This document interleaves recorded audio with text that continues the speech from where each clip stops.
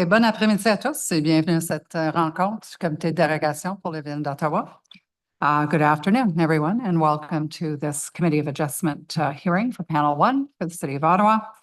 We are a quasi-judicial tribunal that holds hearings, public hearings, to consider Planning Act applications, including minor variances and consents to sever, among other types of consents and other types of Planning Act permissions and the rest.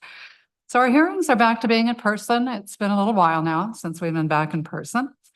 We do enable remote participation if you're interested, and all you really need to do is register with committee staff. We're also being live streamed on YouTube, and the video is available, will be archived and is available on our website, as is our agenda.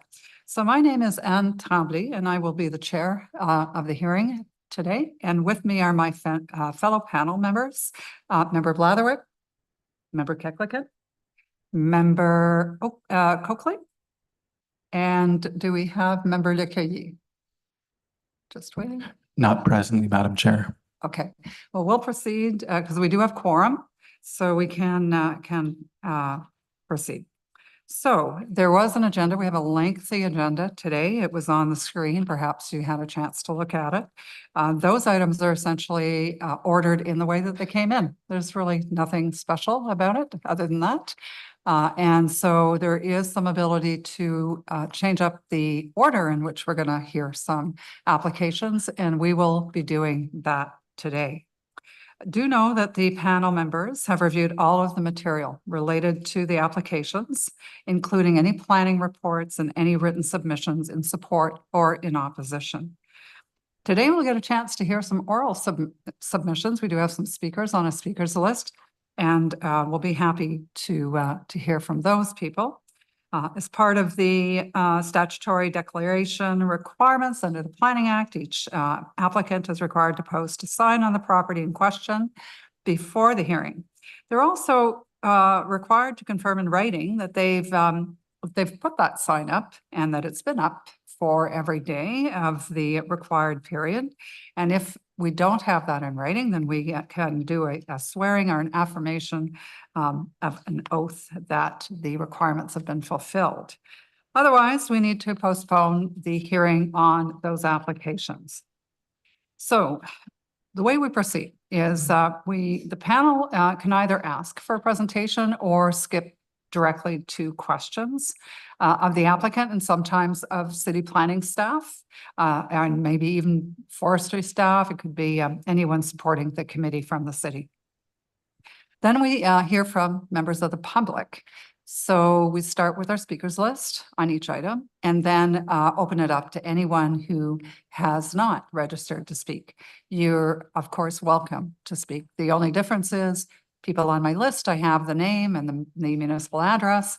But for people who are not on my list, then I'm going to need you to give me your name. You may need to spell your last name and then your municipal address, and all of that has to be on the record. So ask you to address your comments to me as the chair and remind everyone that there's only 5 minutes for your presentation, and any extension to that is at my discretion. So in all cases, when hearing an application, within 10 days, an official written decision and reasons for it are sent to all of the participants, and anyone who has requested a copy of the decision. So, s'il y en aurait qui voudraient avoir les consignes en français, vous savez rien qu'à me donner signe, ça va me faire plaisir. So, seeing no hands for that. We're going to go on to the items of business, declarations of conflict of interest. Does anyone have any declarations for any items on our panel agenda? No, not seeing any. So for the record, there are no declarations of conflict of interest. Minutes, we do have a few two in fact, to adopt. So on the August 7th, 2024, minutes, can I just, the confirmation? No issues. All right. So those minutes are confirmed. And on the August 21st, 2024, any comments? Can we confirm? All right, seeing August nothing 21st, Madam Chair. from our, sorry, did somebody Was it speak? Yes. Was it August Oh, go ahead. 21st, Madam Chair? Was it August 21st or August 16th, Madam Chair? I beg your pardon? Was it August 21st or August 16th? August 21st. Okay. I have a point of order, a point of personal privilege on this, Madam Chair. Yes, go ahead, please. Paragraph 25, dealing with 18 Elliott Avenue, refers to a dissent filed by Member Blatherwick and myself. The text that was issued does not reflect the material that was submitted by Member Blatherwick and that was agreed to by myself. So I want it noted on the public record that the decision document does not accurately reflect our submission. Very well noted. Thank you very much, Member Coakley. So we'll make sure that that's added into the minutes. Okay, with that, then I think we can go to our items of adjournment. We've got a number of adjournments for today, starting with number 4, looking for Agent LaBelle. Is Agent LaBelle online? It's for 946 Colonel By Drive.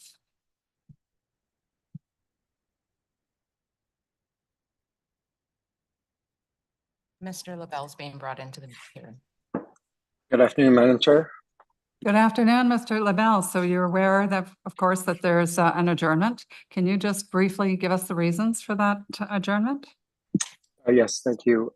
So due to recent comments received from the neighborhood community, our client has requested some additional time to be able to process and review these comments for consideration, and has asked us to request this adjournment today. Sine die. Thank you.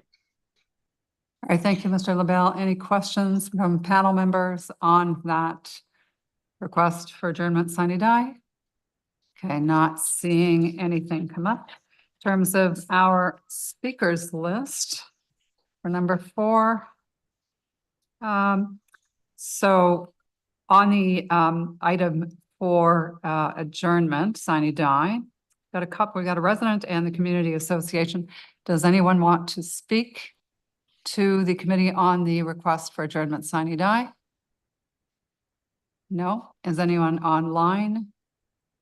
I was looking in the audience, but anybody online want to speak to this request for adjournment sine die? Madam Chair, we do have one requested speaker online. Okay, can we bring that person on?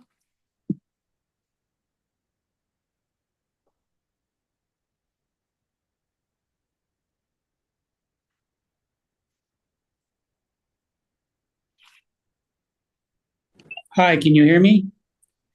Yes, we can. Okay, yes, it's Matthew Semple-Taranigam. We live across the street.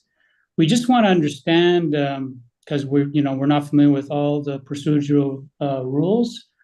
So with this adjournment, how long does the applicant have to resubmit to the Committee of Adjustments? So sine die means that essentially the application is closed. So it's from that point on, the applicant has to come back with the material that they need, and then they have to go work with committee staff to find the right hearing date from that point on. And then there's a recirculation. So you will be advised of any new date for hearing on this application, if any. Sometimes, and I don't know, I can't speak to this application, but sometimes sine die means the applications don't come back. And sometimes, well, probably most often they do, but it goes back through the regular process of circulation and notifying the residents. Okay, so there's no particular delay. He could come back tomorrow with a new application. Well, it takes they could come back tomorrow with a new application, yes, or revisions or the new information, but it takes at least 3 to 4 weeks for staff to process the recirculation. So that would be the earliest they could possibly come back, as if they had everything in order, they may be able to come back to mid-October meeting. Okay, so just as I mentioned, because this whole neighborhood, it's like multiple people are against this project, and we were really angry about it. We just want to make sure we're informed should that the applicant make another submission. Okay, so here's the good news. Mr. LaBelle is on. So, and he's just heard your comments about wanting more time for consultation and being, part of the process. So I'm going to ask Mr. LaBelle to be sure to reach out, do his consultation the way he should be doing it, and we'll be looking for what he did when he comes back with his applications. So an understanding of what process he undertook. Thank you so much. All right, thank you. And so do we have the speaker's full name and address though? At this point? Sure, Can I have your full name and address? with pleasure. Matthew Semple and my wife Tara Nigam, Semple. And we're at 26 Downing Street, right across from the property in question, 946 Colonel By. I can spell my name for you. It'll be easier. So my first name, Tara, T-A-R-A. The last name is N like Norman, I, G like George, A, M like Montreal. Thank you very much for that. Okay, is there anyone else who wants to speak to the adjournment request sine die? Either here or online, not seeing anyone. Okay, so with that. Thank you. Thank you for participating today. All those in favor on the committee for the adjournment? Okay, so Mr. LaBelle, it's official. You are adjourned sine die. And I'm going to wish you the best with working with the neighbors to revise your proposal. Thank you. Thank you, Madam Chair. All right, so that one, that was so number 4. We're going to move on to the next request for sine die, but we're going to deal with them together, number 7 and 8, which is for 1 2nd Avenue and 314 Queen Elizabeth, and I'm looking for Agent Sewer.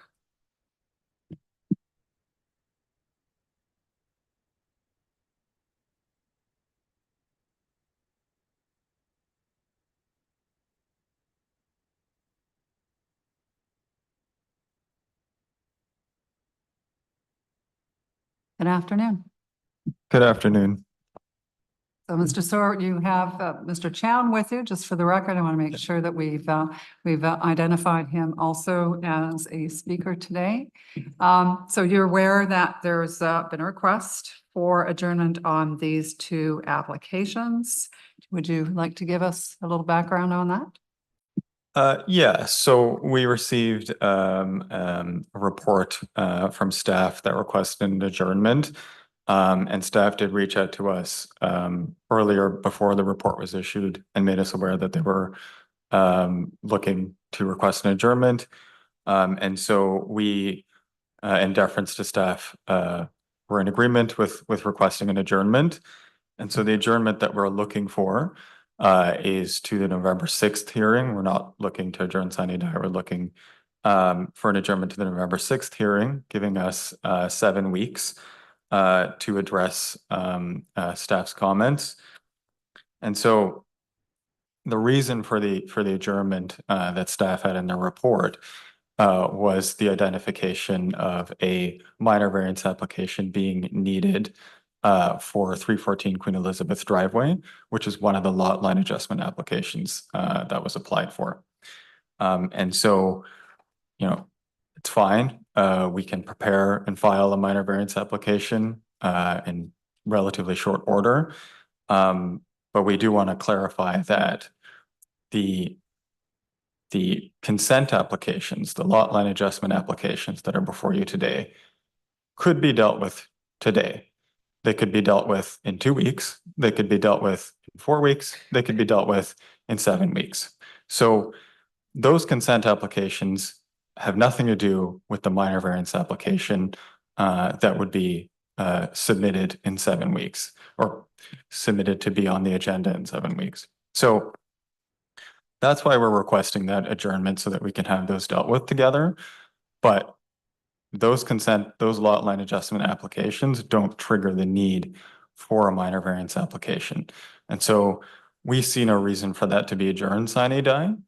Now, the minor variance application that we would be preparing, that's something that we're ready to turn around quite quickly. And we think that 7 weeks gives us plenty of time. You know, it takes, Madam Chair, 3 to 4 weeks to, you know, once received to process the application. This would be 7 weeks. So that would be even more time than that. And all we would really need to do, we have the elevations for, we have the site plan already. We would literally just need to update our cover letter, which is what I would be doing if I weren't before you right now.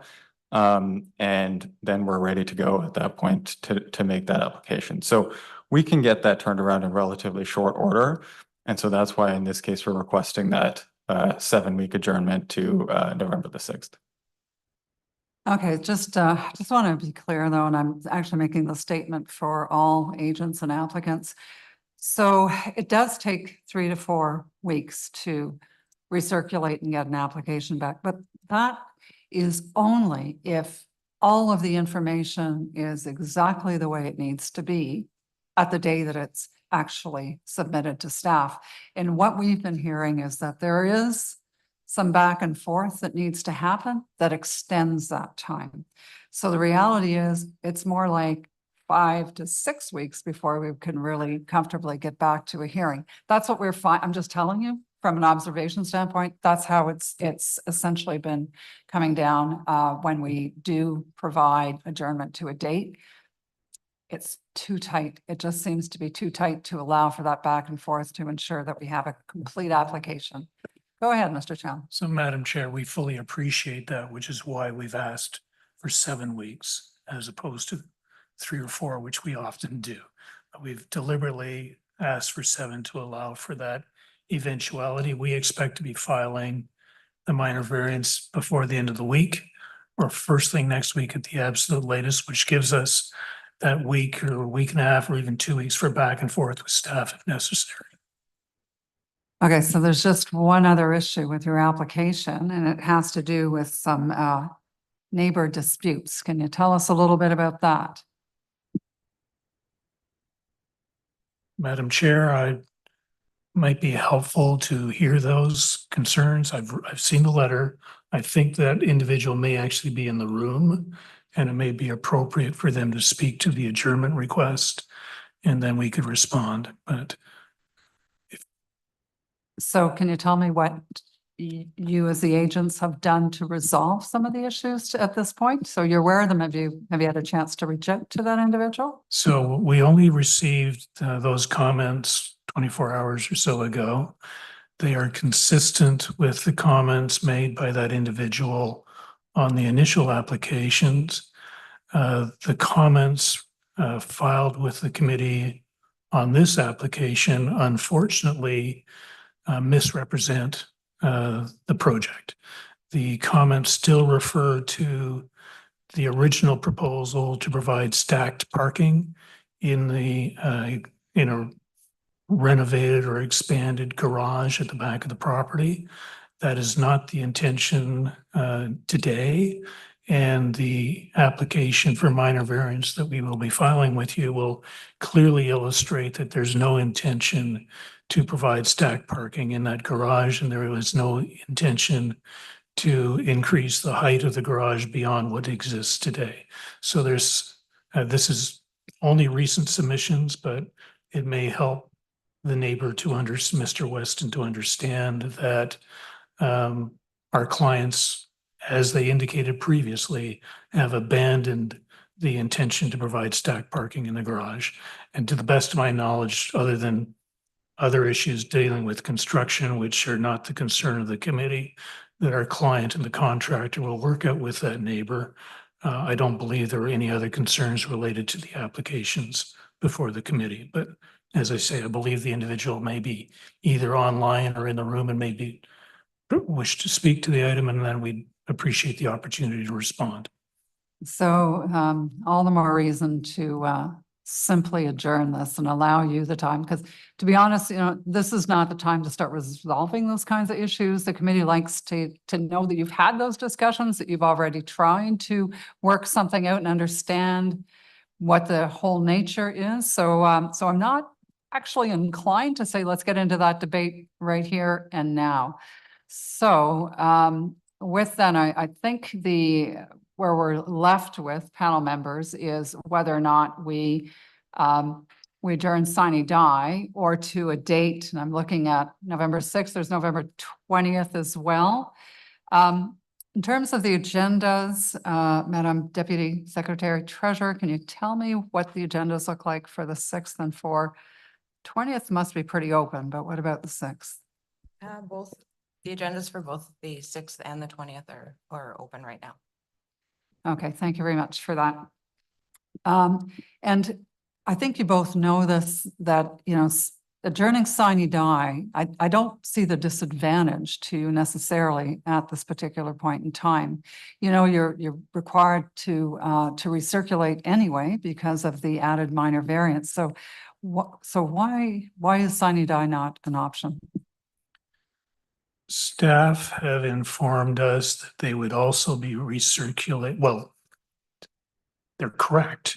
If you don't adjourn the lot addition application for 1 Second Avenue to a specific date, then, and instead adjourn that application sine die, which by the way has absolutely nothing to do with the minor variance application, but anyhow, if you were to adjourn 1 Second Avenue sine die, there is a recirculation fee for that application, which we are trying to avoid. However, the minor variance application for 314 Queen Elizabeth, we are paying the full shot for that application for circulation of that application. We are trying to save our client unnecessary costs for recirculation on the lot addition applications, which have nothing to do with the minor variance application.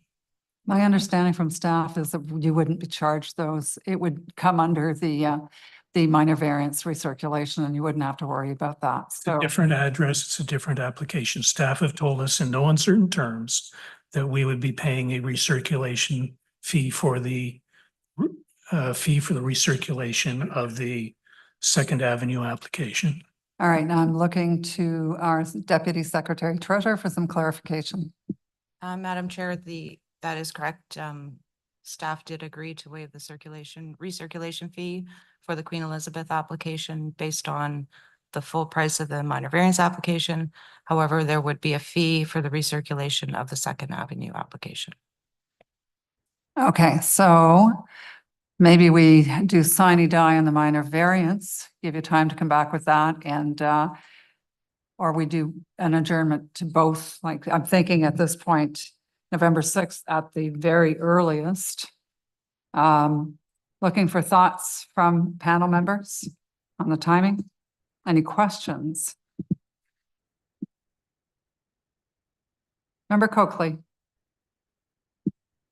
Thanks, Madam Chair. Could we adjourn the Second Avenue to November 6th or perhaps November 20th? It's probably the next meeting in November, and adjourn the other one sine die, and assuming that all the stars align and the paperwork is in and complete, that would allow that one to be scheduled at the same time as the Second Avenue. And if not, well, then the applicants would have to come forward and seek another extension at that adjournment at that point. Okay, well, that would work for me. Anyone else? All right, okay, so I think that's where we're landing here is we'll do the sine die on the minor variance, and we'll do scheduling to November 20th, just to make sure that there's sufficient time. Mr. Chow? Chair, I would plead with you to schedule it to November the 6th. You have room on your calendar. That's 7 weeks from today. We will have no difficulty whatsoever getting the minor variance application on that agenda. And just to be clear, the sine die would not be on a minor variance. The sine die would be on the lot addition application for 314 Queen Elizabeth. You don't have a minor variance application in front of you today. So I would plead with you to follow on Member Coakley's suggestion, but adjourn Second Avenue to November the 6th and adjourn 314 Queen Elizabeth sine die. Thank you. Okay. And the only person who hasn't weighed in on any of this yet is looking for, is it Ms. Linker or Ms. Linker? Hi, Madam Tremblay. It's Ms. Horn. Thank you, Ms. Horn. So in your opinion, knowing the issues that are at hand and what needs to happen on this application, would you be comfortable with the November 6th? Is that something you think would work? Staff would be comfortable with November 6th. However, we would defer to the committee. All right. Okay, then that's what we're going to do. We're going to sine die on the application number 8 for Queen Elizabeth, and we will adjourn to November 6th on 2nd Avenue, 1 Avenue. Does that work for everyone? Okay, we have a plan. That's good. Is there anyone who wants to speak to either the adjournment of the Queen Elizabeth application, sine die, or I'm trying not to get these confused, or the other application for 2nd Avenue to November 6th? Anyone? Nope, not seeing anybody come forward. Okay. So given that plan, all those in favor? All right, so for the record, it's unanimous. We're going to, so please do make sure you get those applications in so that we can hear them both together on November 6th, because the committee prefers to hear things as a package, as you know, rather than piecemeal. So please make sure you get your materials in early enough that there's time for staff to come back if there's anything missing. All right. Thank you. All right, that brings us to number 12, which is 461 Tweedsmuir. Looking for Mr. Robinson.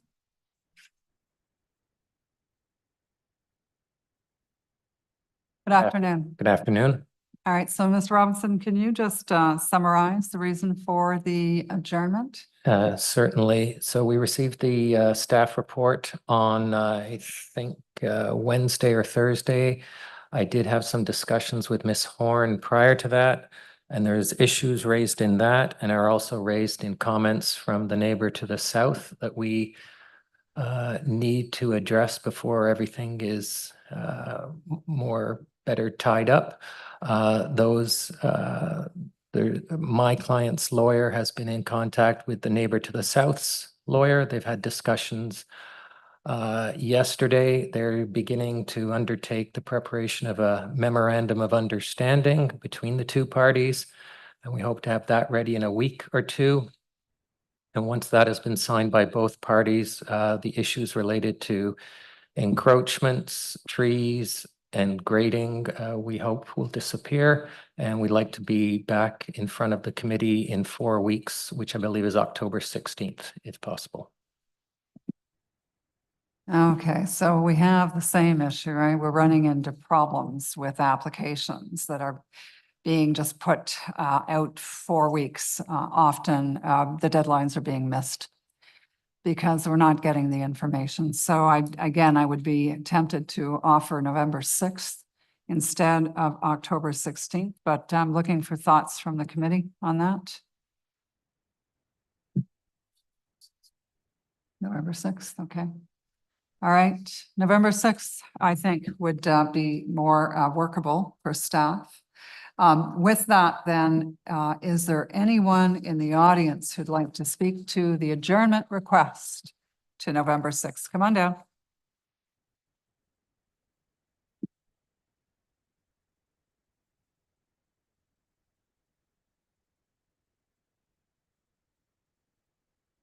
Good afternoon.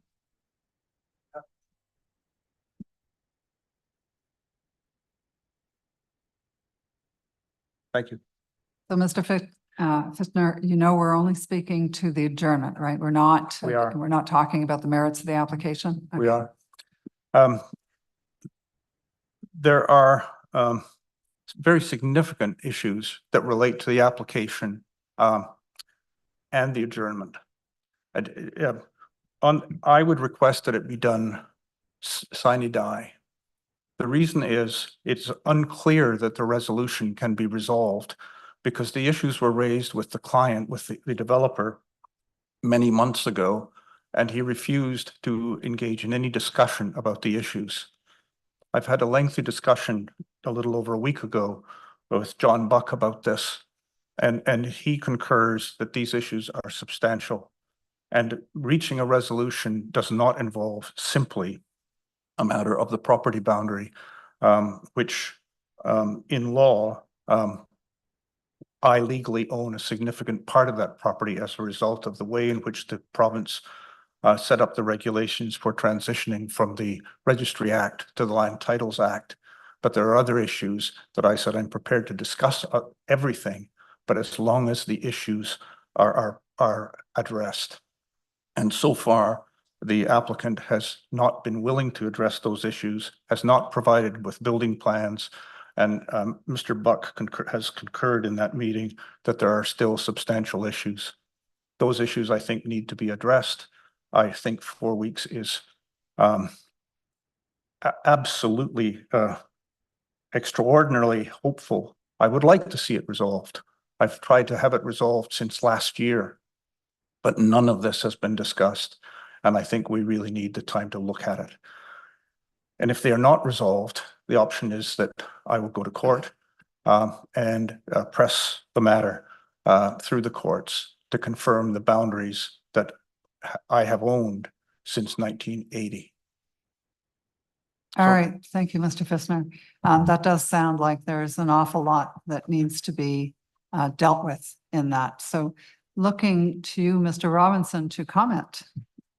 Thank you. I was the November 6th date was fine with me. It's dependent on matters that the neighbor has spoken about related to boundaries, and our client's survey shows where the boundary is, and this the neighbor is disputing that.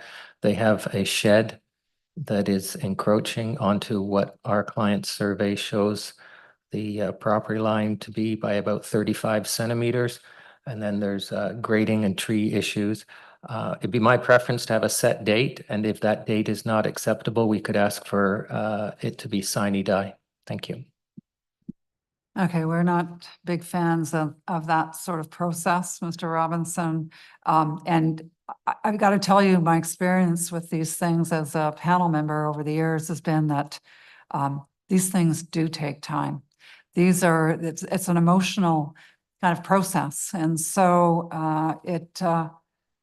to say, you know, that we're gonna give 6 weeks for the whole thing to be resolved, if in fact it's taken this long for it to even sort of come to a peak for discussion, I'm actually more inclined to say sine die does make sense in this case.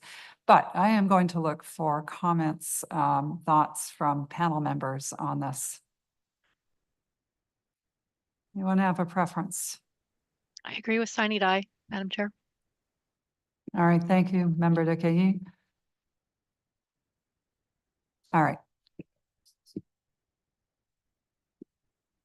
Okay.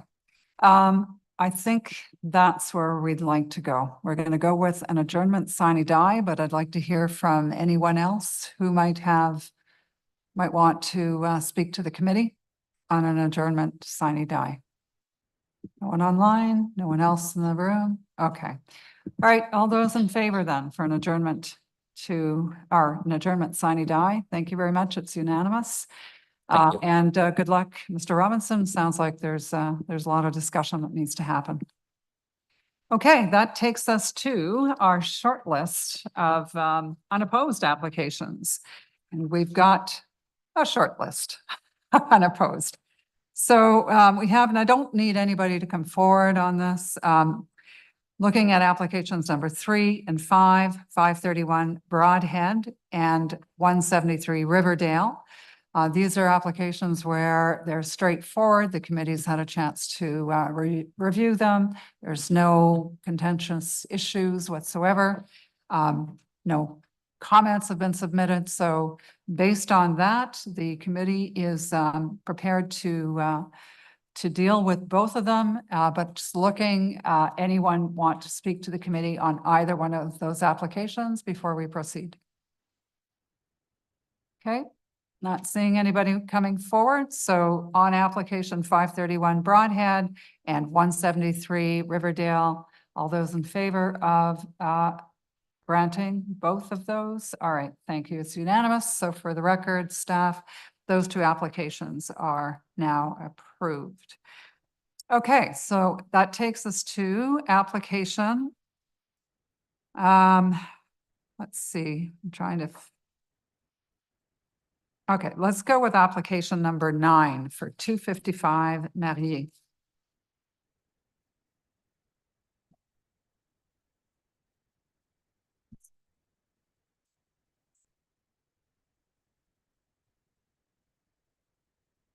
All right, so just your name if you could. Good Introduction. afternoon, Madam Chair. I'm Mr. Freeman representing the owner from Foten. All right, and can you just briefly tell us what the proposal is about? We don't need a presentation, just a brief statement. Yeah, so the subject property is proposed to be severed to accommodate a stacked dwelling on the severed parcel. The existing detached dwelling will remain on the retained parcel. And the variances are requested for minimum lot area and minimum lot width for a stacked dwelling. But all of the setback requirements, soft landscape requirements, and all the other zoning bylaw requirements are maintained for the severed parcel. All right, thank you, Mr. Freeman. Any questions for our agent? Yes, Member Bladwick. Just have a question for staff, Madam Chair. I note in the conditions requested by the city as a grading and drainage plan, but I don't see a request for a site servicing plan. My concern, of course, is we're adding a significant number of houses to this street. There's a fixed amount of reserve capacity in both the sewer and the water systems. What is the city going to do regarding a servicing plan for this site? The planning staff could answer that question, please.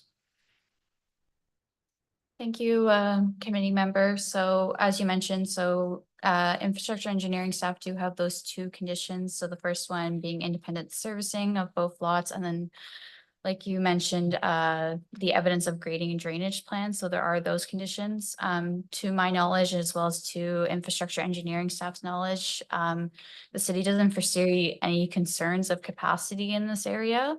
I will also note up in infrastructure engineering comments, they also note that a grading and servicing plan prepared by a professional engineer be provided the building permit stage. So I believe the comments and conditions kind of satisfy what would be your concerns, but I'm happy to clarify as much as I can. So what you're saying is there will be a servicing plan required at the building permit stage. Okay. All right. Thank you. Thank you, Madam Chair.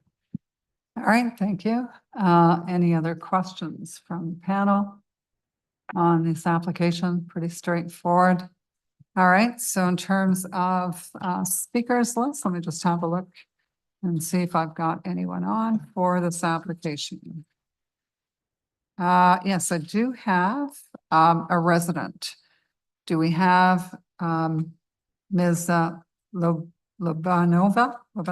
Yeah, all right, okay, so let's hear from Ms. Lobanova. Hello. Good afternoon, Good afternoon. Thank you for the opportunity to speak, and I apologize in advance. I'm very nervous. I've never done this before. So I live at 247 Deschamps, just a very short distance from 255 Mergay. And I'd like to address two topics today. The first comment that I have is on the planning report that was submitted by the staff. On page 2, there is a section titled Planning Forestry that says that while the arborist letter confirms no distinctive trees were present on site, imagery shows several trees bordering the parcel to be severed. So in the future, that would be impacted by the proposed plans. And then it goes on to say that the development must maintain the urban forest canopy and so on and so forth. There were 3 beautiful mature columnar oaks that the new owner of this property cut down within a week after the property was sold. So there were in fact distinctive trees either on the property or adjacent to it. So perhaps by the time the arborist went to inspect the property, the trees were no longer there, but they were there. And they provided much needed shade, both to the bus stop, there's a bus stop in front of the property, and just to all of us who live in the neighborhood. And so my comment is broader in nature than this particular application, because I've lived in Vanier for 7 years now, and it seems that every new development that goes in is about replacing a single dwelling with multiple dwellings, going right to the edge of the property and cutting down the trees that are there and not leaving any room for new trees. Keeping in mind that any replacement trees take a long time to grow, and the 3 trees that are lost cannot be replaced just by planting a new one. But looking at the planning or the plan that was submitted, I don't see any space for replacement trees. So I'm not sure how this requirement of the policy to maintain the canopy and to have trees present is going to be satisfied. So that's the question I'm looking for an answer to. How the new development is going to replace the trees that were destroyed preemptively before the application was approved. So that's my first comment. And I don't know if you want to address that separately or if you want me to go to my second comment. No, let's hear your second point. And then my second point is that I understand the need for urban intensification, and I'm in support of it. I think we need more housing and we need to contain urban sprawl. So I'm not against that philosophically. But what I've again observed over the 7 years that I've been living in this neighborhood, that a lot of these new stacked townhouses that are being built not for residents of Ottawa, but for Airbnb type short-term rentals. And I've seen examples of that I can share if you're interested. But looking at the number of units that are being proposed, it's not clear how many bedrooms are allocated for each unit. And it seems to me, just based on the volume of the units, that they are, again, the target market, so to speak, is short-term rentals for tourism and visitors, and not, in fact, to help people in Ottawa who are looking for places to live. And so I'd like to have that considered as part of the approval process, because I think, if we're going to be providing more residences, we have to make sure that they're actually for people who live here. All right, thank you very much for those 2 comments. Thank you. I'm going to start with your second one first. And so while I can appreciate that there could very definitely be sort of this type of thing happening where units are being created with, indicating that it's for housing for people in the area, and then in actual fact that they're used for, as you say, Airbnb or whatever else they might be doing with those units. But so the committee can't deal with speculation. So that's the issue with us, right? We have to deal with the application on face value in terms of what we have. So, from that standpoint, we have heard your comment. Unless there's a lot of evidence to suggest that this particular developer has been doing it himself, it's not something we can give an awful lot of weight to. On your first point regarding the trees, I did note that as a condition of this application, there's a requirement to provide a tree planting plan that's to be prepared to the satisfaction of the city, essentially. But I'm wondering if there's anybody from forestry who can speak more specifically. Good afternoon, Mr. Alvarez Barkham. Could you just maybe give your sense of what's happening with the trees on that property and what will happen with the tree planting plan? Oh, sorry, you're on mute. Can't hear you.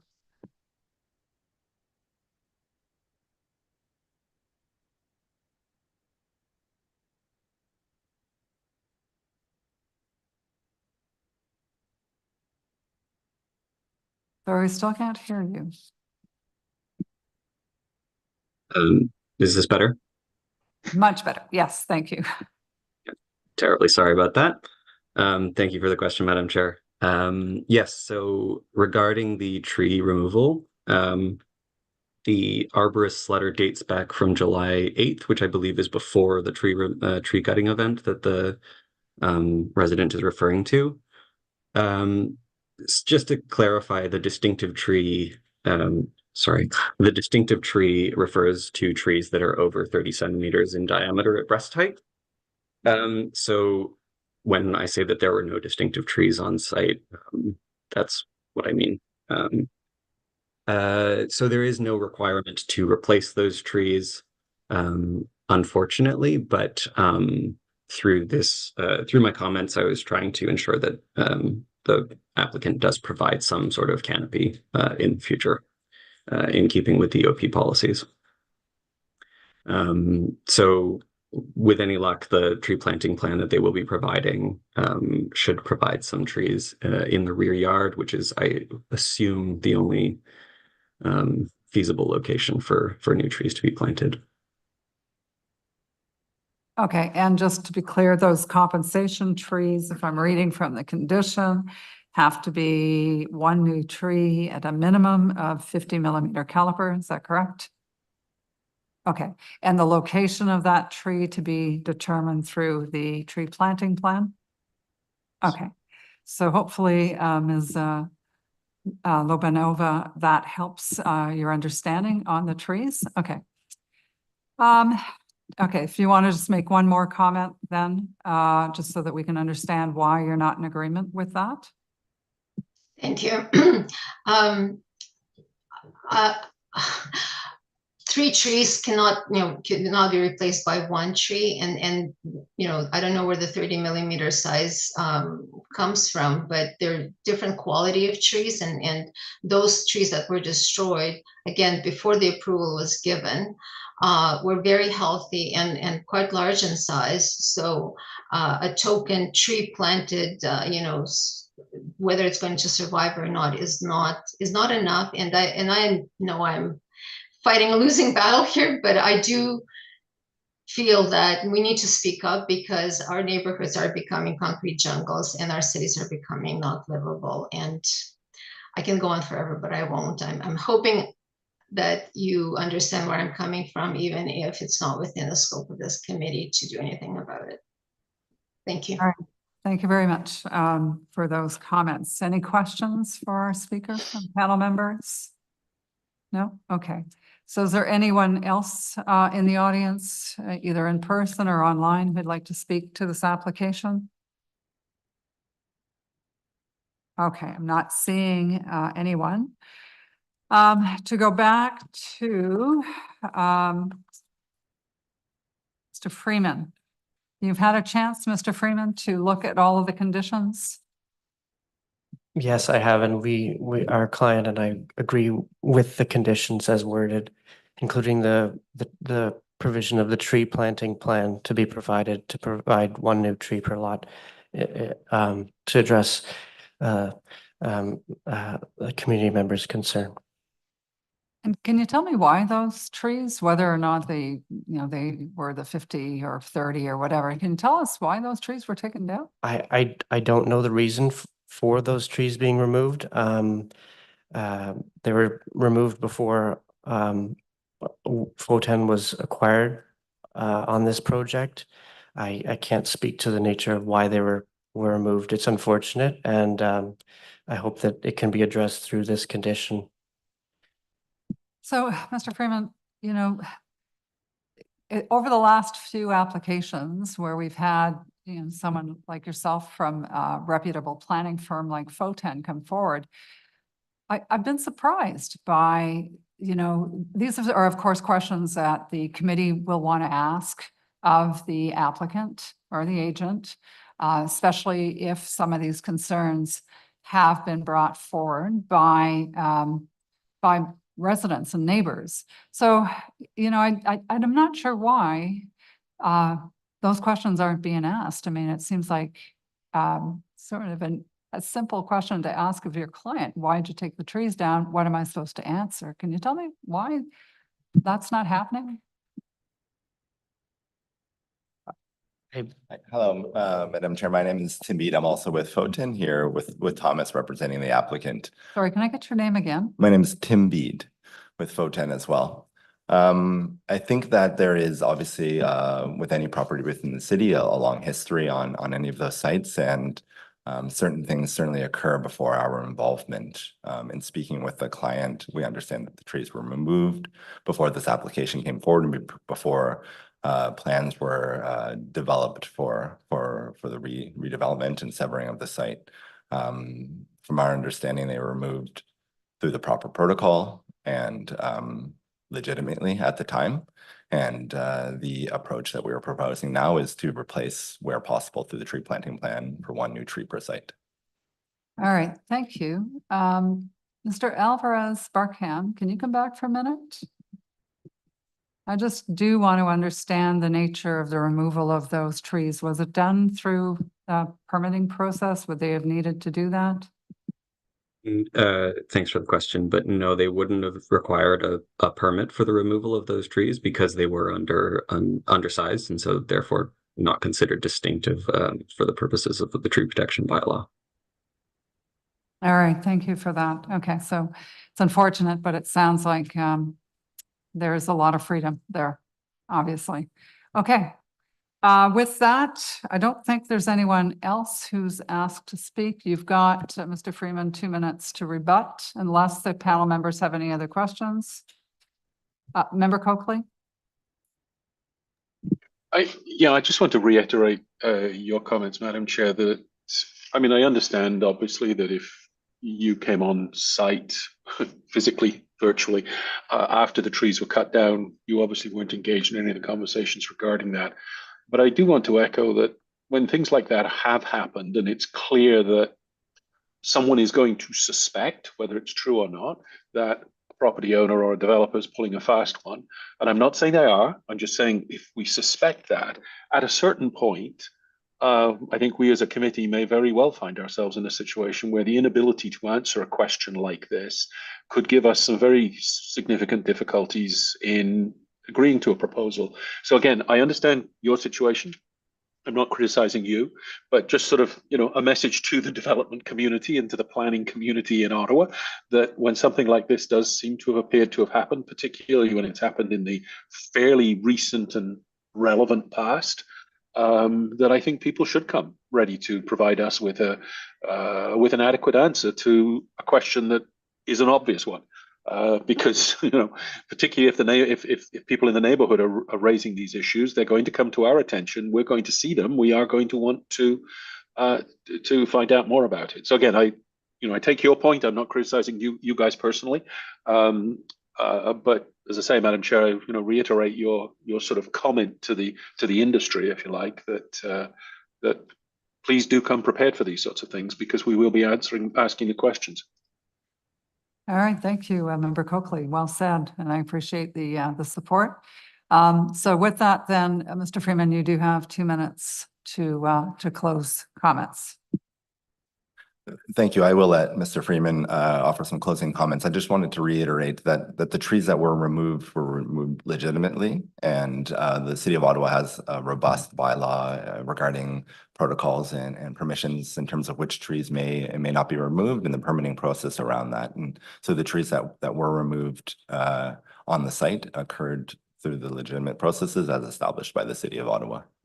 And just please tell me that you did understand Member Coakley's concern, though. I mean, it's one thing to tell us, you know, here's the rules, we met the rules, but it's another thing to not be able to tell us what the purpose of it was, how it, you know, improves the site or doesn't improve the site, or I just want to hear that you understand what the point of our comments were in that regard. Certainly we do. We understand. All right, thank you. Go ahead, Mr. Freeman.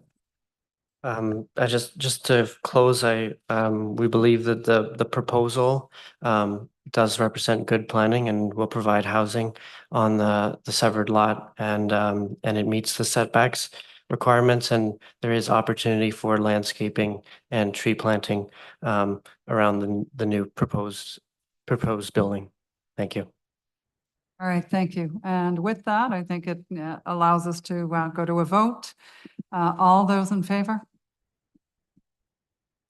All right, so for the record, the application is unanimously granted for both the consent and for the minor variance. Thank you very much. Thank you, Madam Chair. All right. Okay, so with that then, I think. Let me just see which one we should go to next.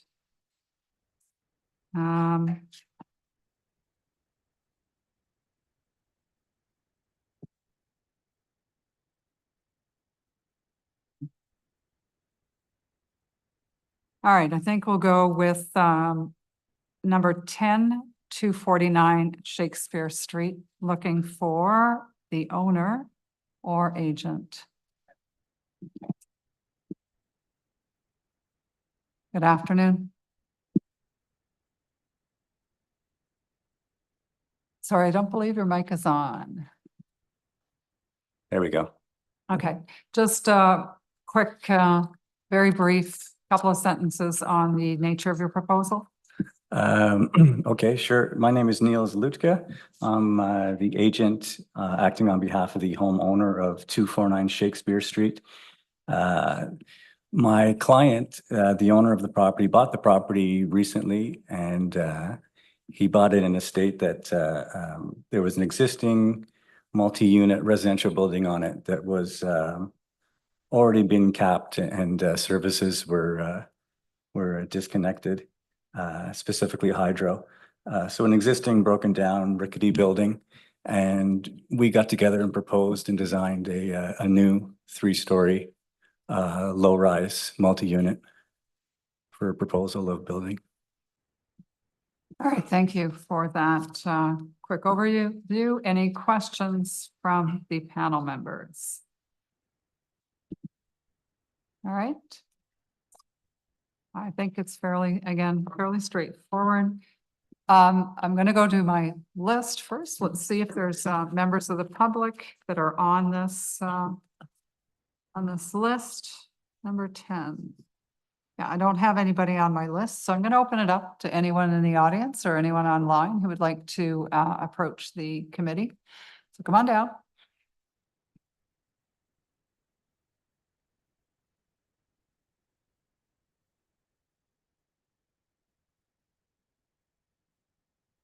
Hi. Good afternoon, and just as a quick reminder, need your full name and municipal address. My full name is Robert St. Louis, and I live at 213 Tabor Avenue. I'm in his backyard. Okay. 249 Shakespeare. Can I get you to spell your last name for me? S-T-L-O-U-I-S. Sorry, Anne, if I can interrupt for a second. I did receive an email from you today through Jeff. Jeff Goff? Yeah, Jeff Huson. I did reply to it. I don't know if you received that. No. Okay. So the neighbor here sent an email today, and I did address it. He has concerns, the rear yard of Shakespeare backs onto his side yard, and there's an existing retaining wall. It needs some repair work, so we're definitely going to take care of that right away. But I don't think you realize that there's an existing garage that we're removing. Yeah. And we're removing the driveway as well. There's not going to be any vehicles or parking. That's all going to be new green space landscaping. That's all new Yeah. green space? Yeah. Just Okay, to address and your there- concerns. There's no parking on No the parking, lot? no. Okay, so there won't be piling snow on my front wall or? No driveway, just green grass, Yeah. landscaped. You think you can get maybe a small privacy fence 4 feet high? We can discuss that. We'd be open to Yeah. that for sure. That way they can have their privacy and we can. Absolutely, for sure. We can address that. Yeah, My contact information is on that email. You can call me anytime. okay. Yeah, I have no problem you backing up the line there, so you can build more units, but every house on that street has a driveway and a garage. Now you're gonna be parking all over our street, the whole Tabor Avenue. Well, the idea is, Shakespeare. the intention is to have people move in that don't require vehicles. That's the intention. Okay. Well, I like the fact that people are working things out for the committee. It's terrific. But are there any, so it sounds like you're going to get a chance to speak with Mr. Senawi. You will have a chance to work some of these issues out. Mr. Senawi, have you got any other particular points that you want to raise that you're concerned about for the record? It's mostly the snow and the retaining wall, so my property doesn't fall on his property and maybe Okay. get some privacy a bit. All right. Well, it sounds like conversations will happen. Yeah. And that'll get worked out. Don't think it's not for the committee to be worried about that at this point. It's really between your neighbor and the yourself, I mean, and the applicant. Yeah. Okay, thank you. Yeah, I thought there was going to be at least 2 parking spots there or something. No, not even. No, none. All right, thank you, Mr. Senawi. Okay. With that, is there anyone else either here or online that would like to speak to the application? Okay, not seeing any. That means, Mr. Lidditch, you've got the last couple of minutes to recap your application. Yeah, like you indicated, it's pretty straightforward. It's a 3-story residential low-rise building. Energy efficient, neighborhood friendly, I think. A smart design. I think it's going to be a nice fit in that neighborhood. Sorry.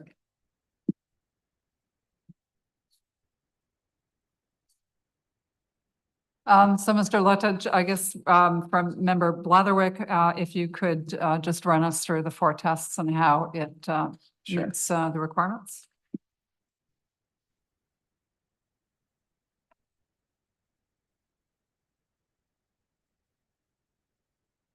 So as far as the minor variance 4-point test, number 1, are the variances minor? We believe that the minor variance request is minor as it is a single request for minor variance of the rear yard, a reduced rear yard. But like I said earlier, just at the same time, we're removing the existing driveway and the existing garage and turning that into green space. Number 2, are the variances desirable for the appropriate development or use of the property?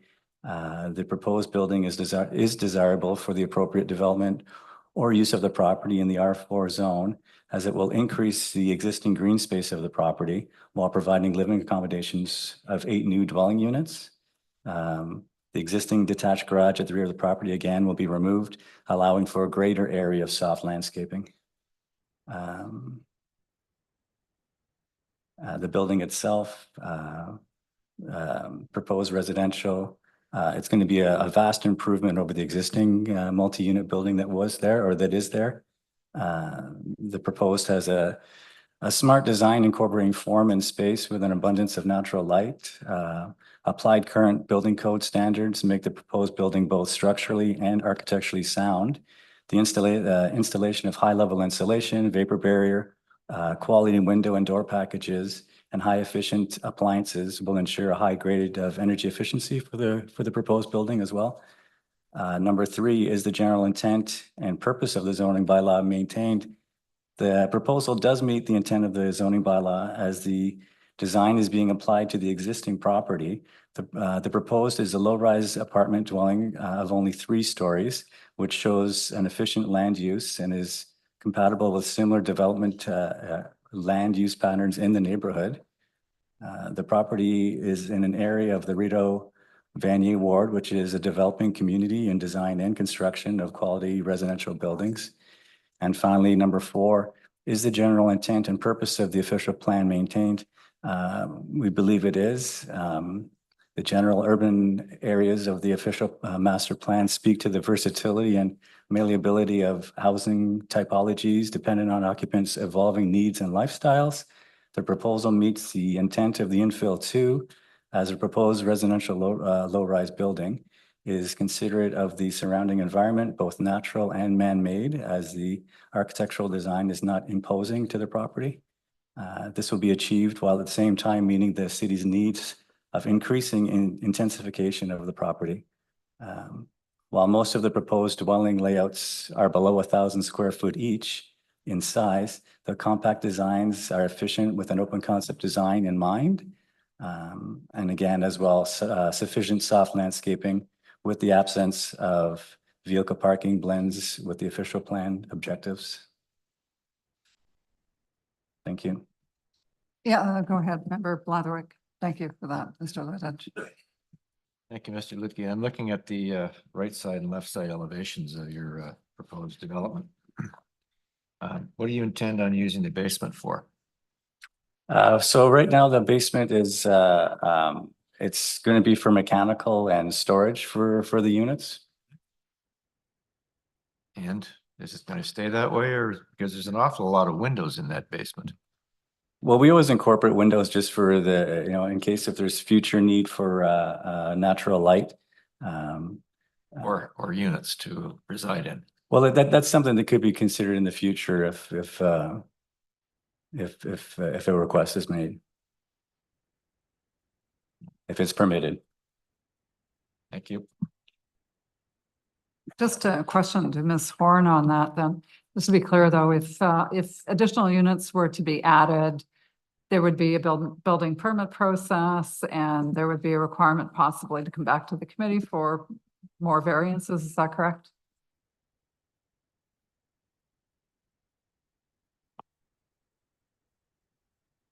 Thank you, Madam Tremblay.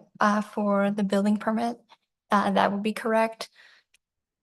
I would have to check to confirm with the minor variances, but it would be re-reviewed for zoning by zoning plans examiners at the building permit stage. Okay, thank you for that, Ms. Horn.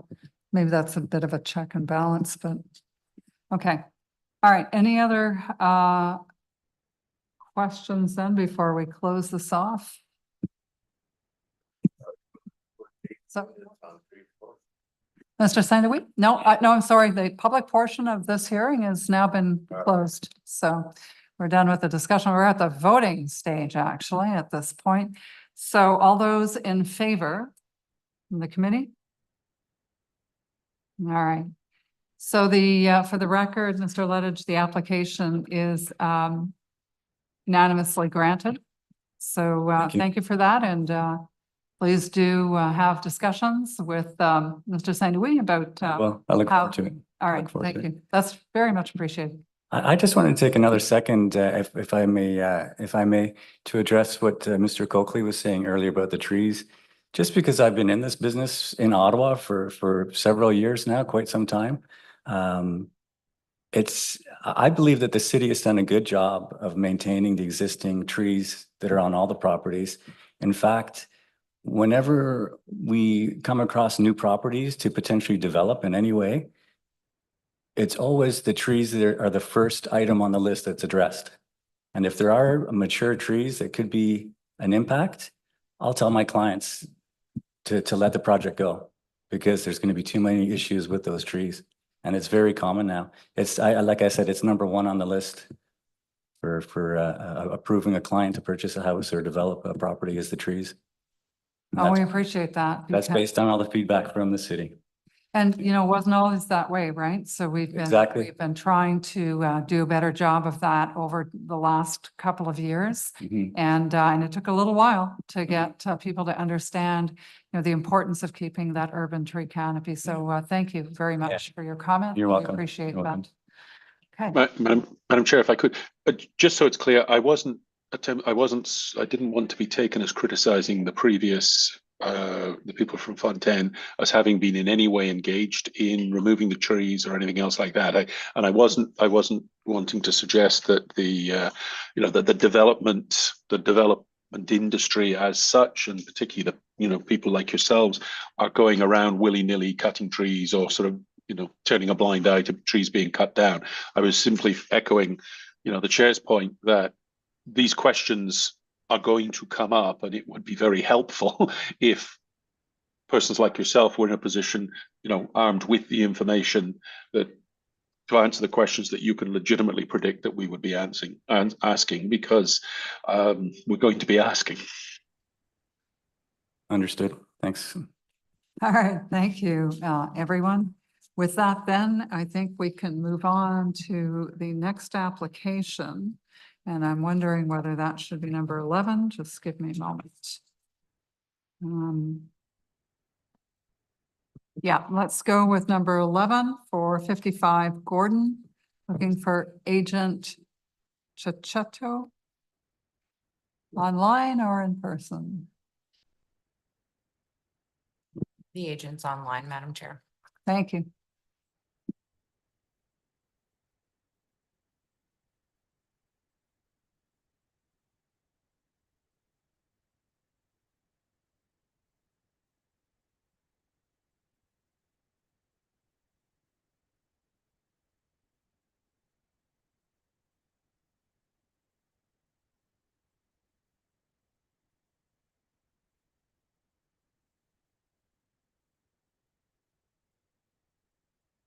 Good afternoon. Oh, you're on mute. We cannot hear you. Okay. All right. Okay, just briefly, if you could, Mr. Chachetto, just a couple of sentences to sum up the proposal, please. Absolutely. It's relatively simple. This existing duplex has been in place since 2017, and the owners of the building are seeking to subdivide it internally for it to become a triplex, a 3-unit building. There's no additions planned. The overall size and location of the building remains as is. The proposal does not increase the overall occupancy, as the number of rooms is to be maintained. It's just a matter of segregating the entranceway and the hallway to divide the existing building into 3 units versus 2. All right, thank you. Any questions for Mr. Chachetto? I'm not seeing member de Cueilly, so do we have? All right, thank you. That way I can tell whether she may have some questions for us, so that's good, thank you. Anyone? All right, so I just have one question, quick question for, who was our planner on this?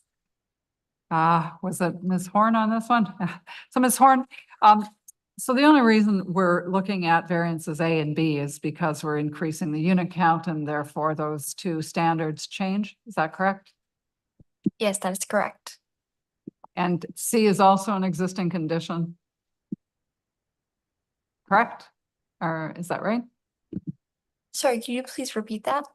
Variance C is also an existing condition. Yes, that's correct. All right. Okay, that's pretty straightforward. No one has questions from the panel on this? All right, so on number 11, I don't have anyone on my speakers list. Is there anyone who would like to address the committee on this? Or online? No, seems pretty straightforward then.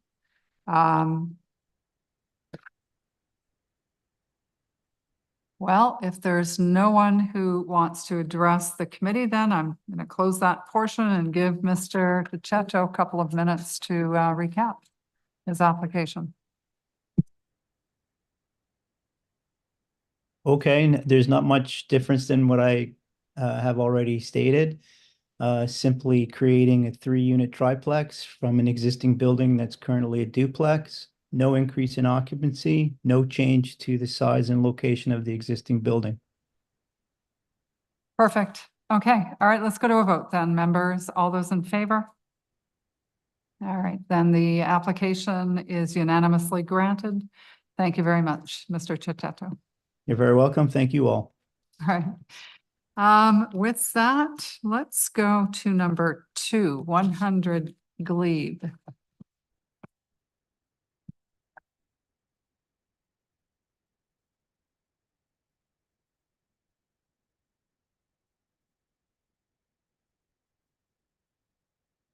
Good afternoon. Good afternoon, members of the committee. My name is Scott Allais. I am a planner at Photon Consultants, 396 Cooper Street. All right, so I think there may be some questions from the committee on this. My first question to you, though, might be, members, would you like a presentation on this one? Or can we just go to questions? All right, we're going to ask for a presentation then, if you could, please. Happy to proceed. If the coordinator could please pull up my slides, that'd be great. Thank you. So I already introduced myself. My name is Scott Allais. Today, the file being heard before you is an application for minor variance for 100 Glebe Avenue. Next slide, please.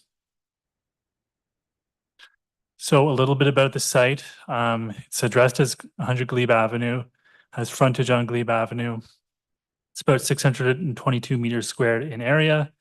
Fronting onto the site, I mean, currently Glebe Avenue is pulled up and under some significant construction, but usually it's a street parking, a sidewalk, and a cycle track along the frontage. Next slide, please.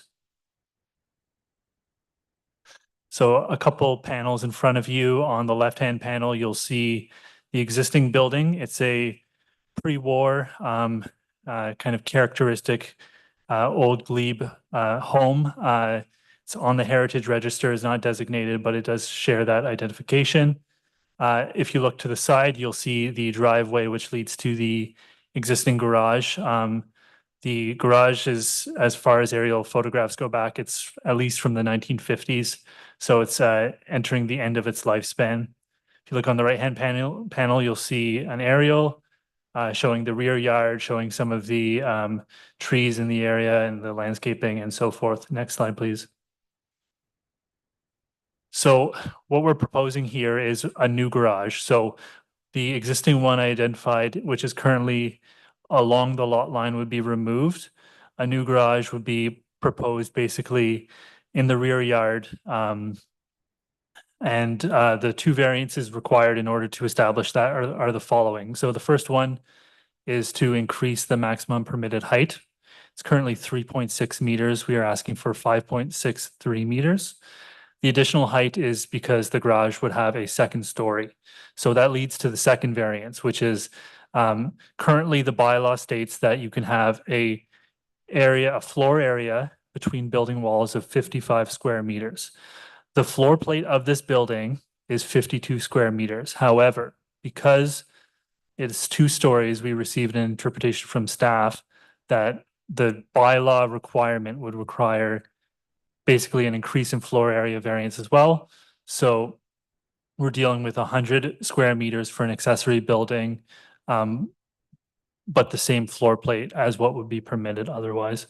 Moving on, please, to the next slide.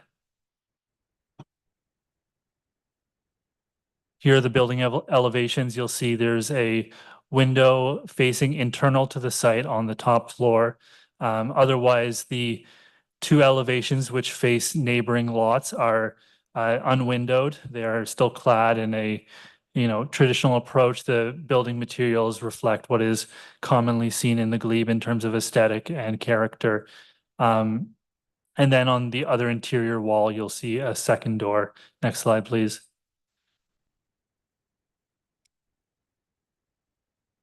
Again, the floor plan, it's very straightforward. You'll see there's the 2-bay garage, there's 2 doors entering the building, and a stairwell to the second floor, which has a window.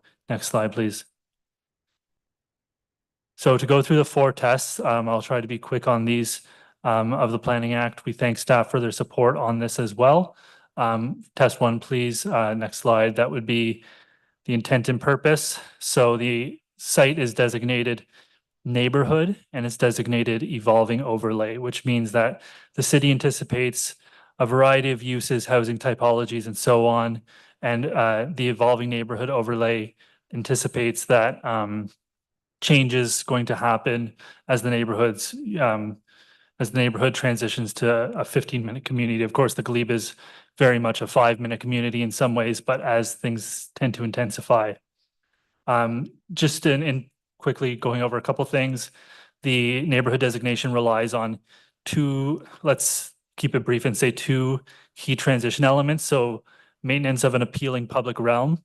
What we're doing with this garage is it's further set back from the house, it's further set back from the public realm itself, and has less of a contribution of automotive elements to the public realm. It also allows for cars to be screened from the public realm through location within the garage. And then in terms of impact, it's also in a location where the shadows will be cast onto the owner's site and is otherwise reduced from its role, let's say, along the Glebe Avenue. Next slide, please. Zoning, so it's zoned R3G. In this zoning, accessory buildings are permitted. If the committee will allow, I'd like Yes, to go finish ahead, the test. please. Thank you, much appreciated. So accessory buildings are permitted provided they're on the property to which they're accessory. That's all clear. The intent of the provisions that we're varying. So the height provision is twofold. So firstly, it is to ensure that an accessory building is subservient in scale and impression to the dominant building. In this case, the dominant building is prevailingly larger in scale and contribution to the public realm. And as noted, this is far removed from that impression. And the second intent of the building height is to ensure transition is fulfilled to adjacent properties. We've noted that between the existing board fence, the removal of windows from adjacent abutting walls, and the location on the north side of the lot where shadows will be cast onto the lands, that's met. And then in terms of the intent of the floor area provision, the intent for that is to ensure lot coverage is not significant in rear yard. So you don't have an accessory building that dominates your rear yard. It allows space for landscaping, for decks, things like that. So because the additional floor area is just above the permitted floor plate, it's not generating a larger lot coverage concern or issue. Next slide, please. I'll try to be quick on these last 2. Thank you. So appropriate for the development and use of the land. So again, the new proposal here moves the garage farther from the shared lot line that the current garage possesses, farther from the existing houses, which, given their character, are expected to remain on site. The garage allows for additional floor area for things like storage, amenity, without either, putting an addition onto a heritage noted house or otherwise expanding that house, but making it viable and providing additional area on the site. And then I'll finish on minor. The next slide. Thank you. So again, it doesn't overwhelm the surrounding built form. There are many surrounding residential dwellings with front or side yard parking. What we're proposing is something that will bring it totally away from the street frontage. The Glebe, again, notoriously, given the age of the neighborhood, does not have garages on many of its houses. And so you see a lot of solutions similar to what's being proposed here in order to accommodate that. And I would be happy to share some similar examples, but in the interest of the committee's time, I'll leave it there and note those as the 4 tests. Thank you. All right, thank you very much, Mr. Knight, for those, for that comprehensive overview. Okay, so questions for Mr. Knight from the committee on this application? Yeah, go ahead, Member Bladway. So Mr. Alain, if you could just reiterate the need for the second floor on a 2-car garage. Sure. Through you, Madam Chair. The owner, who I believe is available online, at least they were when the meeting started. So they have stated to me that the second floor would be used for storage and for exercise area. Again, 2 uses that, given the historic nature of the home in terms of both, say, ventilation and in floor space, are limited. A lot of these buildings have really low basements and of varying quality. So again, just trying to remove some of that, ancillary uses from the existing home. So we're not heading down the road toward the coach house in the back corner of this lot. Thank you. Through you, Madam Chair. I appreciate that question. Under no framework would that be able to proceed without further variances through this committee. It would be deficient in many variances, and I'm not an expert in building code, so don't take this as fact, but I don't think it would be able to satisfy building code either. Logistically speaking, I don't think that the plumbing would be there or even established in order to do so. So, and again, going back to the windowing, I think it would be inadequate on both floors. So just to speak to, I know we had that discussion about basement units before. In my view, there's no way to possibly establish that legally following this approval. And the client hasn't indicated any interest in pursuing that currently. Thank you, Madam Chair. All right, thank you. Member Coakley. Yeah, thank you, Madam Chair. That was one of my concerns. So thank you for addressing that. I'm a little mystified, though, as to why the existing space needs to be pushed back to the lot line effectively. I mean, you're not right on the lot line, but you're pretty close, which results in a fairly significant amount of extra paving, or at very least space that will no longer be available for landscaping, soft landscaping. So I wonder if you could perhaps speak to that a little bit. The other thing is, mine is in the eye of the beholder. I accept that. I also accept that there's no mathematical calculation for minor, but you're effectively blowing 2 provisions of the bylaw out of the window. One, by doubling the amount of space that the bylaw allows, and 2, by doubling the height that the bylaw allows. So I get nervous about the definition of minor when the provisions are double what the bylaw says. Excuse me, through you, Madam Chair. Thank you for the question and the comment. So again, the metric that was used for the location of the rear yard is what's permitted for an accessory building, and that's 0.6 meters. Of course, a reasonable setback for an accessory building. The location, if perhaps we can get slide 3 back on the screen for the committee's benefit. The current location of the garage, the 2 kind of what I would consider adverse planning impacts of, again, a garage that's over a century old would be, it is quite close in proximity to the adjacent home. So in terms of the impact, it's actually firstly more visible from the street. If you're viewing the site, it's kind of, frankly, of a distance that, due to things like limiting distance agreements and things like fire code separation may not be permitted if it were proposed today.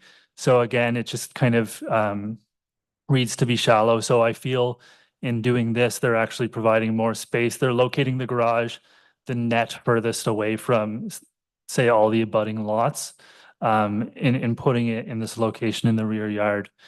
To your comments about the the minor discussion. So again, I want to raise that in terms of the floor area, we're comfortable with the building footprint, and really this is what we see as being the key.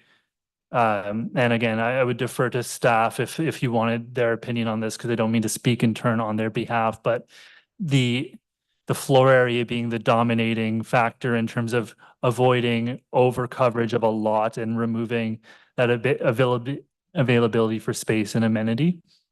And again, in terms of the second comment about height, it's an understandable standard zoning requirement that they've put in at 3.6. However, it doesn't, it's citywide. Section 55 is citywide. There are different qualifications for villages, but every R1 through 4 zone has the same accessory building height requirement. And so there are lots of different contexts. What we're proposing here is appropriate given the large size of the lots, given the large size of the homes, and given the site-specific nature of this file.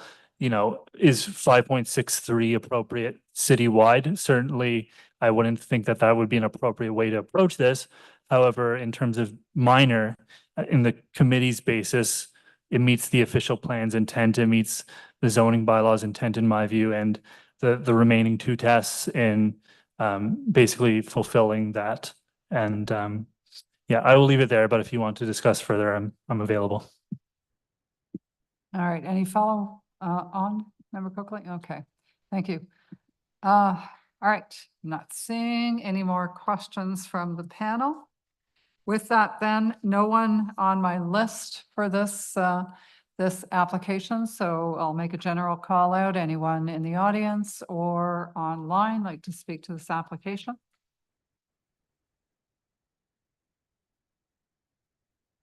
All right, I'm not seeing anybody come forward, so I think we so Mr. Anne, would you like to make a couple of final comments?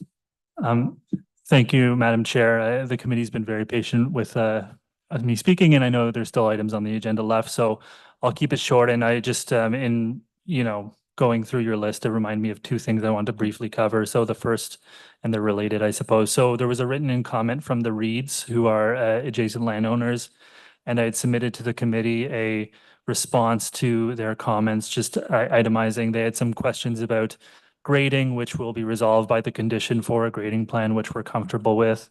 Some questions about trees, which were responded to by the forester in the report, stating that the TIR provided is tolerable in terms of approach. No trees are being removed as part of this, and the roots are sufficiently far away from the slab being proposed. So just to get those on the public record, that we've reviewed those comments as well as you have, and address them hopefully to the satisfaction. So with that, I'll say thank you for your time. All right, thank you, Mr. Lane, for getting those on the record. It's a good point. Okay, I think we are ready for a vote. All those in favor? Okay, so it looks like the application is unanimously granted. Thank you for your presentation today. Thank you, members of the committee. All right. Gonna go to number 1 next, which is 342, 344, 346, 348, Queen Mary. So, good afternoon, Mr. Yelkatsi. Good afternoon, Madam Chair. I don't believe we're looking for a presentation for this application, so questions from the panel members. Anyone? Yeah, go ahead, Member Blatherwick.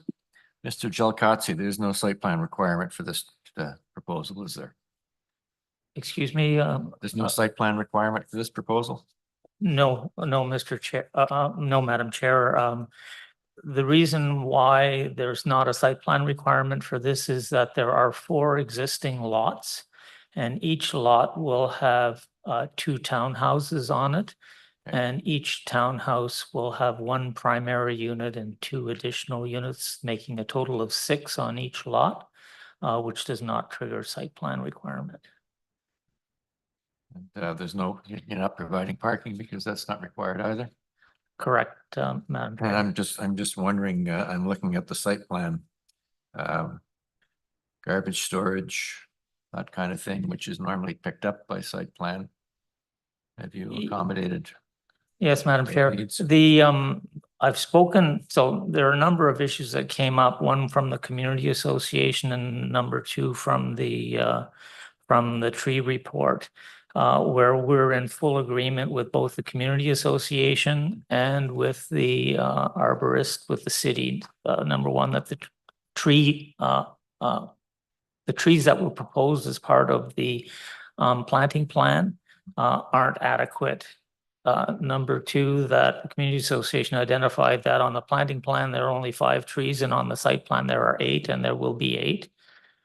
Secondarily, with the community association, they would like to see a light or finish for the rear, being the south facing side of the property, to be a light finishes, and they've agreed to that. With regards to the parking and bicycles, there will be biking and parking shown for garbage and parking shown for each of the lots. And as far as maintenance access is considered for the internal units. Yes, Madam Chair, so we have 2 applications before you. One, we have for a consent for easements. Yeah. And we have the minor variance application. So there is no consent to sever involved. It's simply the consent required to create the 2 easements that permit the access to the 2 center properties. Thank you, Mr. Giacozzi. Madam Chair. All right, thank you, Mr. Bladwick. Other questions from the committee? Okay, I just have one. And I guess it's more of a comment. So I think we had a discussion, Mr. Giacozzi, maybe a couple of months ago, about being transparent on our applications and the number of units that are actually being proposed. So I want to thank you for ensuring that that was done this time. And so it was very clear to us and to anyone who would have received the notice. So truly appreciate your efforts in that regard. Then I have just a quick question for staff. And who did we have on this? Is it Ms. Horn? Okay. So in the conditions, I did notice that there is it number 9 regarding noise? If I've understood that correctly. And is that, can you just tell me what that source of noise is, why we're picking that one up? Hi, Madam Chair. I believe it's in relation to a nearby arterial road, but I can double check that. All right, so the only things I could think of was maybe the Queensway within, maybe Mr. Giacozzi, you know? Madam Chair, actually, I was going to cover the conditions because I am concerned with a number of the conditions, 1, 2, and 4 in particular. And we're not concerned about the noise one in particular, because one of the requirements to meet that is simply to install air conditioning on the units, rather than having to do a noise study to meet that condition. So that's why we're not concerned about that one. But the arterial that's close by, it's about a block and a half away, is now, why am I losing it in my head? It's not the Queensway, but it's the Parkway, I know what you're talking, yeah, it's the Parkway, isn't it, that you're the Parkway isn't close either. It's just to the south of the property. It's where the Canadian Tire and the rest of the streets are. I'm just losing Coventry. the name of the I street. think it's Coventry. Yes, no, not even Coventry. No, it's not Not Coventry. Coventry. Anyway, All right, I think we all know where we are. Yeah, we have- Geographically, so that's great. Okay, I just wanted to know what the source was when I look at conditions like that, and it's not, identified in the planning report. I kind of wonder why it's being picked up in the first place. Okay. All right, if there's no questions, other questions, I think I'll go to the public portion first, and then we'll come back to on that. So I don't have anyone on my list. So is there anyone either here or online who'd like to speak to this application? Come on down.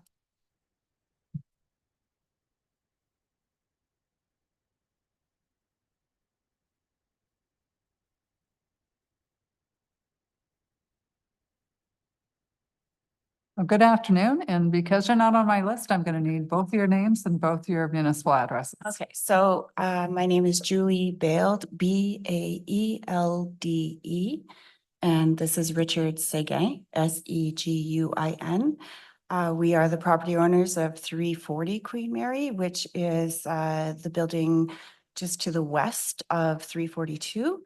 And Richard also owns 338, which is the attached house. So it's a semi-detached, and between the two of us, we own both sides. Okay, all right, so you have 5 minutes. Go ahead.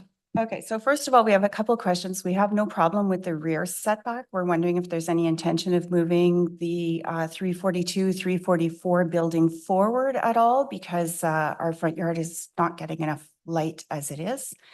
And we don't want our view from our front window disrupted also. And we also would like to know if there's any intention of going above the height restrictions for that neighborhood. So that's the first question, is about size.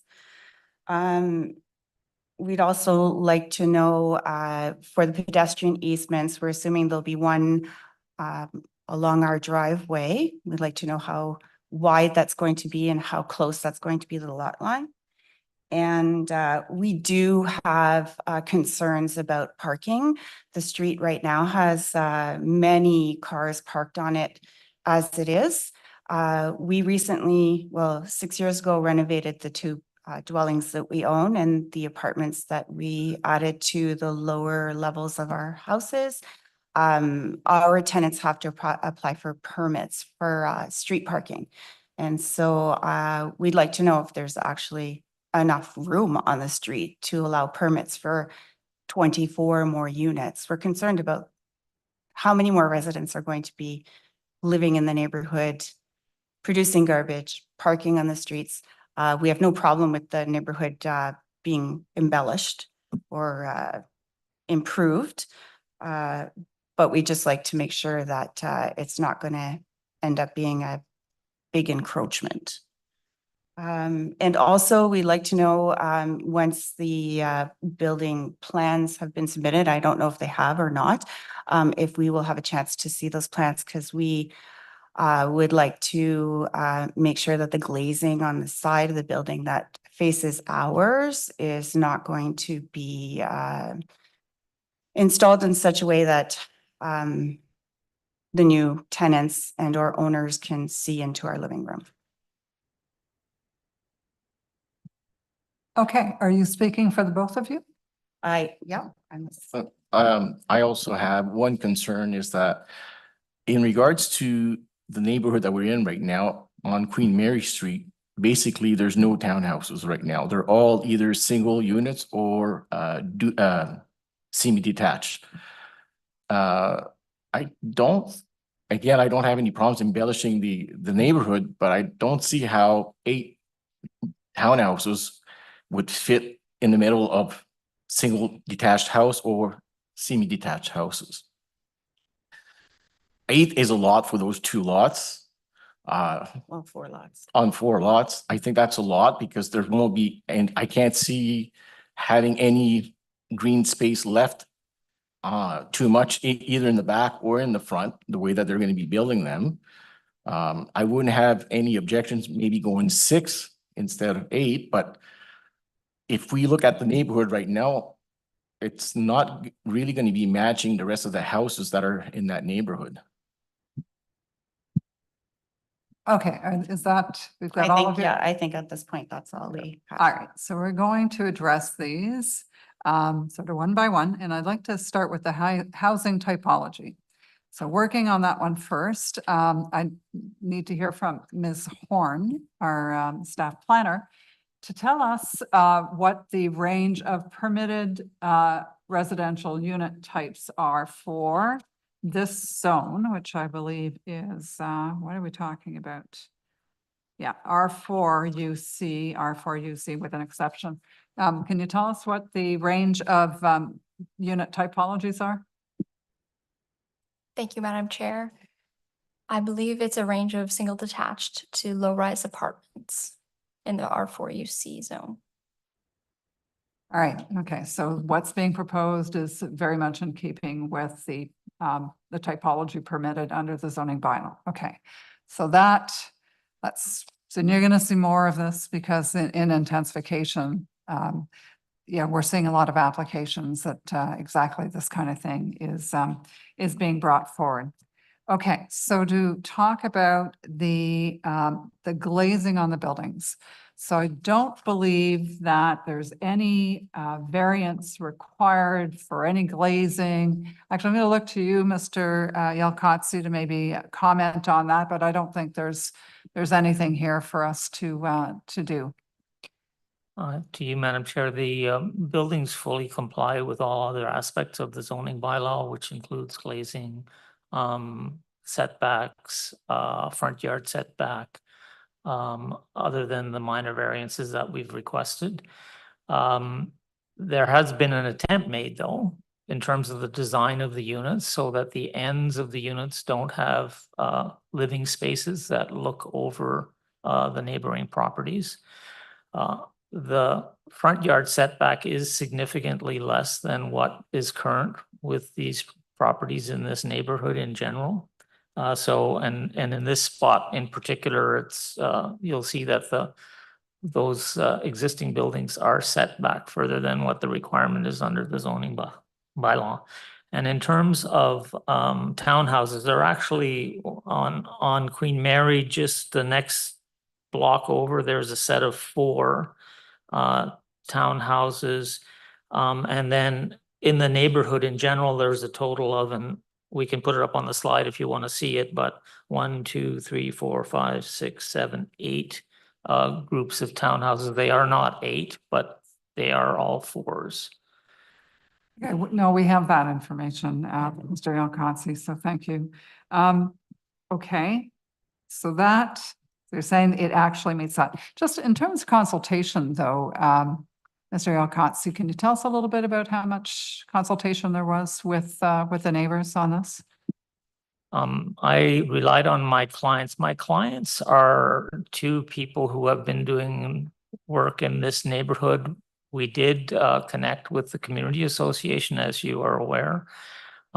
They indicated to me that they were making contact with whomever they needed, but I did not make any contact with immediate neighbors or otherwise in that regard. All right, okay. We see that Overbrook Committee Association has no objections, so, okay, moving on then to concerns about, let's see, which one do I want to go to?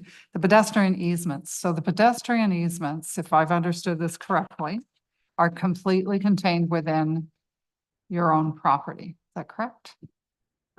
Yes, Madam Chair, they are. And just to be clear, all of the units are only accessed from the front. So there's no entrances to the units at the rear or at the side. The only access easements that we're requesting will be for the purposes of placing some garbage. By the way, we're hoping to use a new system where we do garbage compaction and a number of other things within units.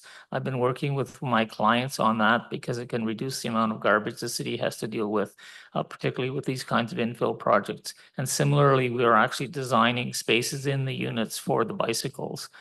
We'd like to prefer, and this is a way of responsibility in townhouses and in homes and single, like if you have a single unit, we all take care of our garbage internally. And by having that responsibility and having every unit in the complex, so to speak, its own entrance to the street and at the front of the property, not anywhere else. We're now leaving the rest of the space to be left in a much more neighbor's way to be used for recreation and other things like that, rather than having people traipsing in and out with garbage and other things. We will be required to put in garbage containers at the back. There's no doubt about it as part of the application. But I'm encouraging my clients to try to work out a system where we internalize those things. We currently have a project on 2 Monk that you can look at where we've internalized much of these types of activities. So I actually have a sort of follow-on question about the easements, which I'm looking at the varying parts here. And you've got, correct me, it's very small and I do not have a magnifying glass with me at the moment to confirm it, but looks like about 4 feet, 1.2 meters. Correct. To allow access to the back that will benefit the 2 outside properties. So, but it looks like the 2 middle properties don't have benefit of that easement. So my question to you is, how would somebody do lawn maintenance back there if they have, how are they going to do that if those easements don't actually apply to all of the lots in the back? Through you, Madam Chair, the easements are L-shaped, okay, if you look at them. So they start at the front of the property, they run to the back of the property, and then they run along the back of each east and westerly furthest lots. That's the access they have to the 2 interior lots to their rear yard. So that's an easement for the purposes of going in to mow the lawn, to do whatever needs to be done from that perspective. There will very likely be fences as well that go as far, delineating the 4 properties from each other. Currently, the intention for this property, it's being financed as, this is a question that's come up in the past from the committee, in such a way that these are affordable housing units and accessible housing units. So they have to meet a matrix that CMHC provides that now require these units to meet particular requirements. Otherwise, they don't qualify for the funding to do the project. So this is one of those projects that's being funded underneath that process. So as to be affordable. And just to mention on the parking side of things, again, the location is such that there is easy access. There's no requirement for parking. But by having the whole street front, we do at least leave all of that space now, some of it currently being used for driveway, all of that space for on-street parking. Thank you for that explanation. And I do see it now. It's hard to tell from this plan exactly where the delineations are, but I do see it. And I think the parts are referenced correctly too. So, okay, that's good. All right. I was going to move on to the next point, Member Lecaillé, but if it's on the easements, then go ahead. Just a clarification on the, if it's MLI Select, if that's the program. If the agent could clarify which program, the CMHC, that he's referring to. Mr. Yancauze? Yeah, through you, Madam Chair, I'm not familiar with the program that they're actually using. That's Sunter Homes, and I think he's available online, Adrian Sunter. So he would be familiar with that. I don't know if he's available. He said he was going to be online. It's okay if he's not. I just was curious. All right, thank you. Member Coakley? Yeah, this is just a follow-up on the easement issue, Madam Chair. Unfortunately, my page doesn't have a number, but there is a chart or a plan that we were provided, which does reasonably clearly show the easements down the side of the extreme sides of the property, and it does show the L shape that Mr. Yalkowski referred to. My only concern is based on this document. I'm not convinced that the easements along the back of the property go far enough to actually get to the real sort of most internal units, if that's an understandable. If you get what I mean. Yeah, that was one of my concerns as well, member Coakley. So maybe what is, so do you have that slide in your presentation, and do you know what because we could bring it up and speak to that specifically. I don't have the consent to sever document in my presentation.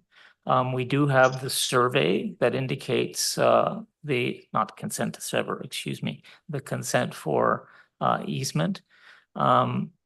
We do have the survey as part of your package that was provided. But I mean, I should be clear, there are 4 lots. Okay, just I think I can explain it reasonably well enough. There are 4 lots.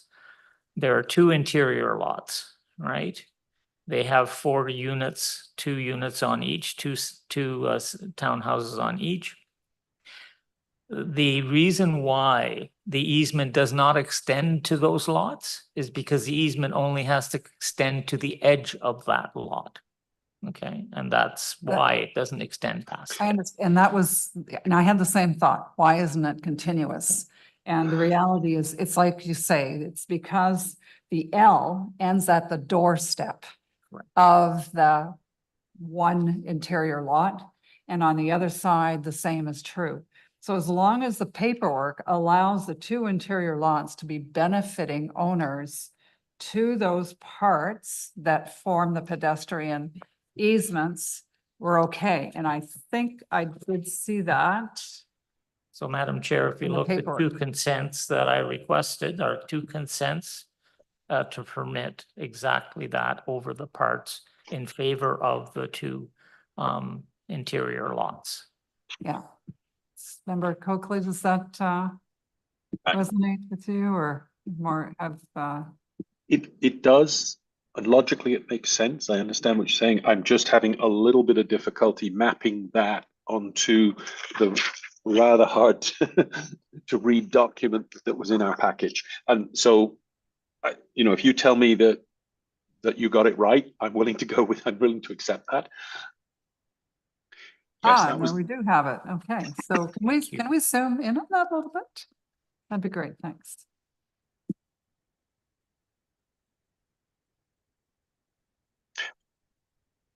Okay. Actually, if I could, Madam Chair, that does resolve my concern a little bit better, seeing it on the screen than I was able to see on the paper. It definitely appears to meet the edge of the lot line for the 2 interior lots. So that's fine then. Thank you. All right, thank you. Thank you for that. Okay, that's resolved. So I'm hoping that our speakers understand what's happening with those now. They're not in any way affecting anybody outside of that property. Then let's see, then you had some concerns about parking and on-street parking. So I don't know if you're familiar, but there's definitely movement away from requiring parking as part of intensification projects. So in this case, and I think it's Ms. Horn again, can you just confirm that no parking is required? That's correct, Madam Chair. It's within Area X. All right, so, and can you also tell us then, because there is a good point that was made about on-street parking and parking permit systems. So it sounds like Queen Mary? Yeah, Queen Mary does have permitted on-street parking. Does anyone look at the availability of space as part of these proposals for intensification?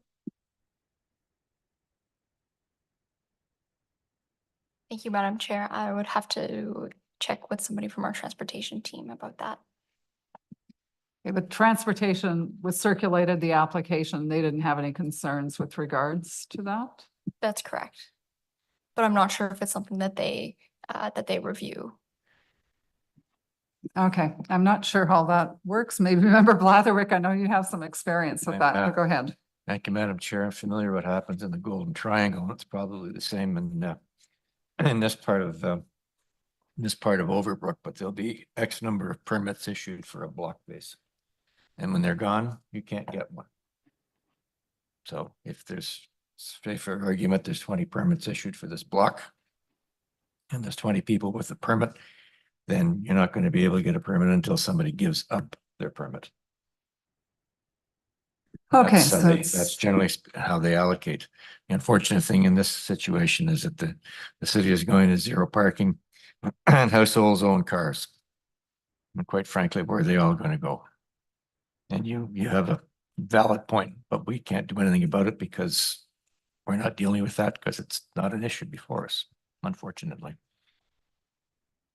in the sense that there's no relief from parking being, so we understand your concerns about it, but because there's no parking required, there's nothing before this committee that allows us to act on anything regarding parking.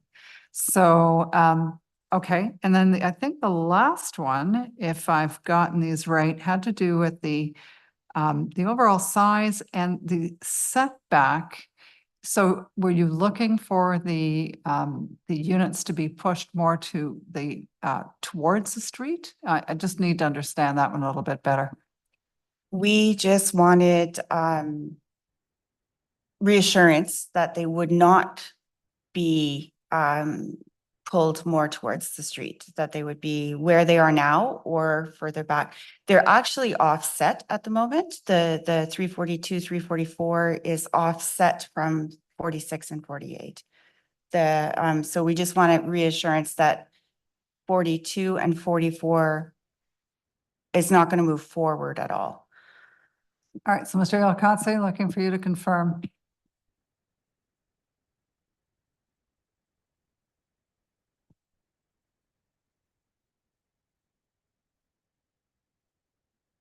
Madam Chair, as I indicated previously, the front yard setback is 4.5 meters there. And the buildings will fully comply. The buildings that are currently there are somewhat further back. They're not a lot further back, but I should say that from a light perspective, we're dealing with the north elevation and the north side of the building. There will be no reduction in light due to the buildings meeting the requirement in terms of the zoning bylaw setback line that they have. So we fully comply with the front yard setback. The averaging approach that's applied with zoning bylaw only applies up to the required zoning bylaw setback. In other words, it can be less than that if the adjacent buildings are further forward. But the zoning bylaw doesn't permit you to ask for a further setback if the existing buildings on either side are somewhat further back than the zoning bylaw requirement. All right, thank you for that. So, and if I understood you though, to answer the question, the buildings proposed are actually going to be slightly further set back. The buildings proposed meet the zoning bylaw setback and are somewhat further forward.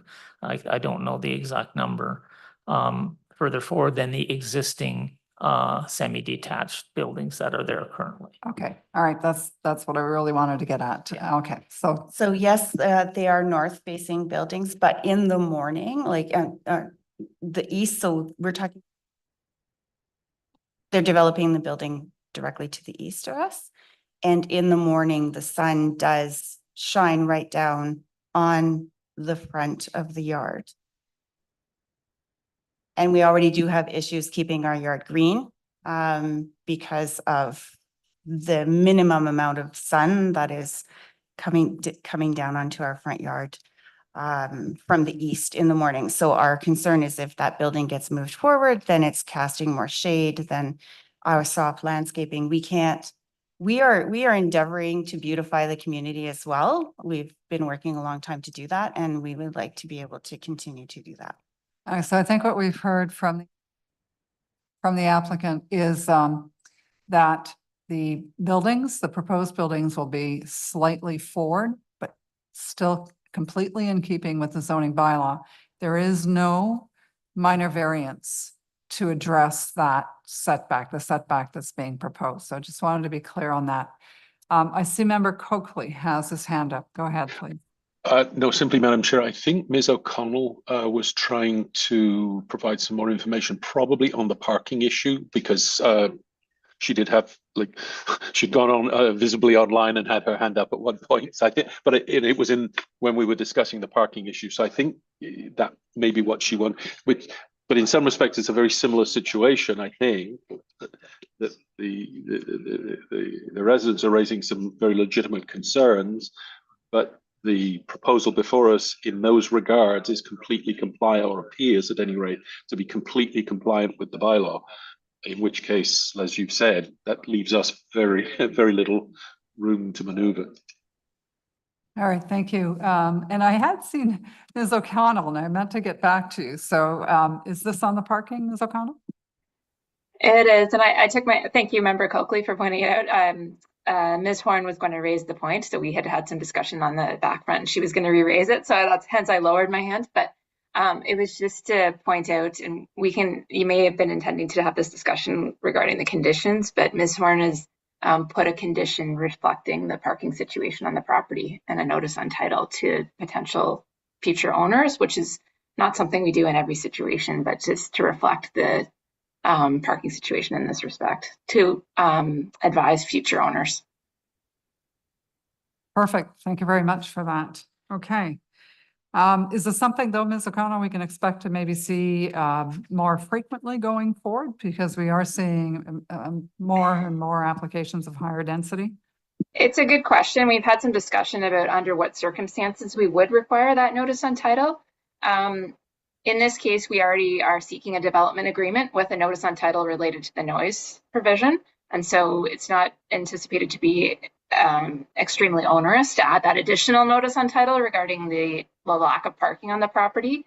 If it was a case where there was no other conditions on a particular severance for a development agreement, it would be foreseen as potentially particularly onerous to add that in just a development agreement for that particular notice on title. So we're going to have to look at them on a case-by-case basis. And I think respecting each situation, the fact this is 8 units may differ from how we would consider perhaps 2 units without parking on a property. But again, we're going to look at them on a case-by-case basis as to whether we feel it appropriate to add that additional provision notice on the title. All right, thank you. Sounds good. Looking forward to more discussion on that at some point. Okay, I think that is sort of addresses all of the comments that you brought forward. 1 more minute. Madam Chair, thank you. I do have a question, within the parking, I understand you guys can't do anything, which is not satisfying because there's going to be a lot of cars on the street, which we already have too many. In regards to the garbage, I'm not sure if I understood properly, because there's going to be 24 units there, and you mentioned that they're all going to be responsible individually for each their own garbages. Now, how can that be controlled? Because I just received a letter from the city stating that there's going to be a limit of 3 bags now. How are you going to be able to determine out of those 3 units or 24 units, who's putting more than 3 bags at the road or not? So that's not actually an issue that's before us today. So I'm going to invite you to have that discussion with Mr. Yalkotsi offline, because there's a lot to intensification that's raising some of these very particular issues that are, related to what do you do with this much garbage? It doesn't mean it's a commercial waste management. I don't know what the answer is to that, but that's not for this committee in any event to be worried about that. Okay, so with that, unless the panel members, go ahead, Member Bladwick. Mr. Sagab, just a thought for you. You may want to contact your counselor regarding guest permit parking. We have it on our street. We've had it since 1996. Our parking situation was significantly resolved. So that's something you may want to bring up with your counselor. Okay, with that, I'm closing discussions here. Looking for anyone else who might have an interest in this application, either here or online. All right, I'm not seeing anybody else, so okay. With that, then we're going to go to conditions. That's the next place to go. So which ones was it again? You named them, the ones that you were having an issue with. One, Madam Chair, 1, 2, and 4. And the reason why is that there is no severance happening here. These are conditions that are normally applied only when there is a consent to sever property. We're only seeking consent for an easement. So it's difficult, as indicated previously, we've had this issue as well. The demolition of the buildings, we're in a demolition control zone. To create the easements are not in the area where the existing buildings are. So there's really no reason for the demolition of the buildings. I can agree to the demolition of the sheds as part of it because they are in the area of the easement. So the easement can't work if the sheds are still there. So that's the one thing. The number 2 deals with that the existing buildings were removed. Sorry, that's the one there, conveyance. so I think what you're asking then is that the word dwelling and the slant be deleted. Is that correct? Yeah, 1, 2, and 4, and 4 deals with the issue around that they're independent services to the properties, and obviously once the buildings are demolished, there's going to be townhouses built, and they'll all have their independent services. So. Well, this is pretty standard, Mr. Elcossi, to have to be able to demonstrate that, and but I don't see any issues with leaving that in, frankly. Well, Madam Chair, I just ran into this on Olmsted, and the department had to waive the condition because we couldn't get the demolition permit or the building permit until we had the property severed. And they can't be severed until they are demolished. So for example, and there's no, as I said, there's no reason we're not doing any severance at all. I mean, I'm a little surprised with some of the other conditions which we can live with, because again, we're not doing a severance here. We're simply asking for an easement to be created. And that's why those conditions, I think they've just, if you look at the wording of the conditions, you'll see that they seem to imply a severance is occurring. A severance is not occurring. You're 100% correct, because it does say that both severed and retained parcels have their own independent, and we're not talking about any of that here. Sure. So Ms. Horn, I would tend to agree then that condition number 4 does not appear to be applicable in this case. Thank you, Madam Chair. I would agree with that as well. And I believe for the demolition condition, I believe that after yesterday's council hearing, there have been changes to the demolition permit process. And so the removal of those conditions would likely be appropriate in this case. Condition, you mean number 2? Yes. And you said it went to council, so it's in effect?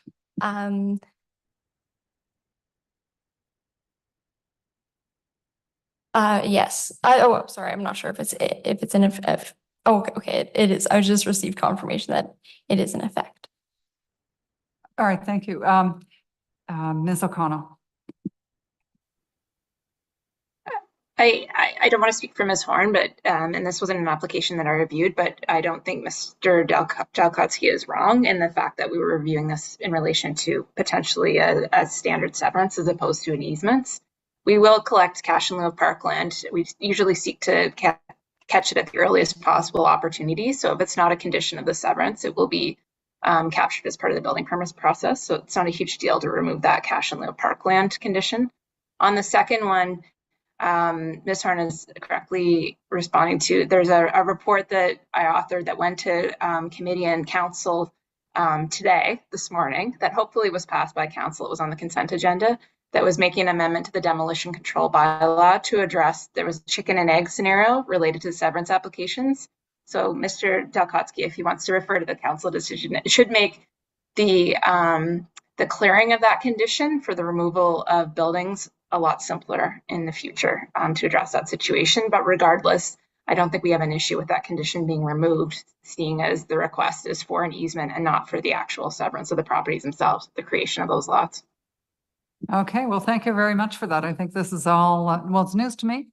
So glad to hear that. So I think we're hearing from planning staff, we're okay with your 3 proposals for deleting those 3 conditions.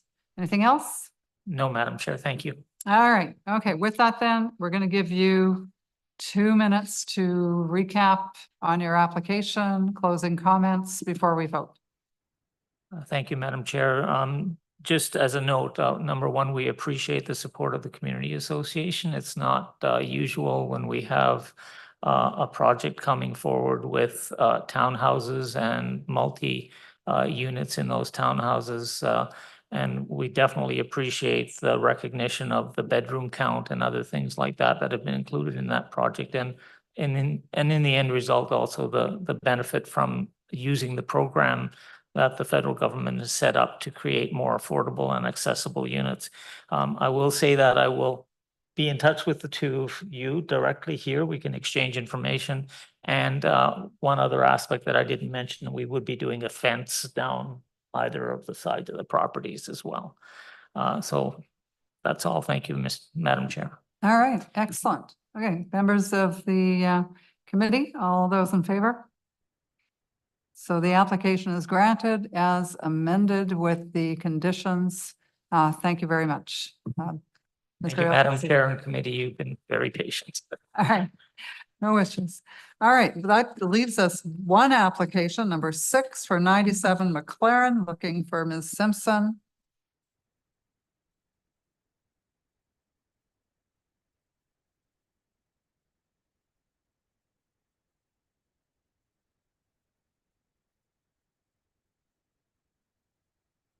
Good afternoon, Madam Chair and committee members. Good afternoon. And with you today is? With Nico Church, Senior Planner at FO10. Thank you for that. Just gonna see whether the committee still wants a presentation on this one or go straight to just a brief outline of the application. How would you like to proceed? I'm just mindful of the hour, that's all. No? All right. Anyone else okay with just going straight to just an overview? Okay. So if you could just give us then a quick summary of the purpose of the application and then we'll go straight to questions. Certainly. So we're here on behalf of the owner of 97 Maclaren Street, who proposes to subdivide the property into 2 parcels to create a new lot for future residential development. This severance will require minor variances to the minimum required lot width for the retained parcel, retention of an existing parking space on the retained lands, and continuing the legal non-conforming east interior side yard setback of the existing building on the retained lands.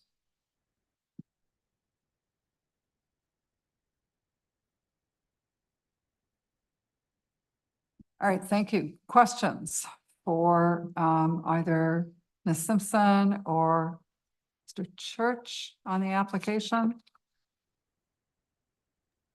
All right, just and I should have probably asked you to do this right from the beginning. So we adjourned this. I'm just trying to follow trail of where we're at. So we adjourned to give you more time regarding the retained lot. And so new variances were identified. Okay. That's correct. And then it was recirculated. Okay, I just wanted to make sure that I understood that trail. Okay, I don't have any questions if no one else does on this one. Must be that we're tired. Madam Chair, I just had one question about the driveway. Because we're at the end of the day and I'm now trying to refresh my memory. If this one had a permeable driveway, if you could just refresh my memory. Hi, through you, Chair. No, I don't believe we're including a permeable driveway surface. However, the rear yard, which is currently acting as a parking lot, will be landscaped with soft landscaping throughout the site. Would you like that? If I may just add to that, perhaps the current condition is just hard packed gravel, which could be considered to be somewhat permeable compared to, say, just pavement. Okay, thank you. Okay. All right, and part of your request is for a parking space where you don't require one. Can you tell me why you need that parking space? So from a zoning perspective in this particular zone, where a parcel is under a certain area, no parking is permitted. In this case, this situation would be caused by the severance. So currently the property as just one parcel is large enough to meet the minimum requirement for parking on site. So the severance would create this. What we've proposed to do, and in agreement with the support of city planning staff, is the current rear yard condition is just hard packed gravel. So you could fit several parking spaces at the rear currently. So the intent here is, along with the severance, to help facilitate the creation of a new residential development down the road. We are also looking to improve the rear yard of the retained parcel, where you'd be looking at a significant amount of soft landscaping, along with just one parking space, which would be an improvement over the existing condition, which again is just gravel, where you could fit several vehicles there. And if we were to not grant the additional parking, then it would not be even better because you have even more soft landscaping in the back? It just seems to me that if we're trying to improve, the argument is we're improving the conditions on site, then no parking space is actually the best kind of scenario. Through you, Chair, the intent here is we are looking to improve the existing condition.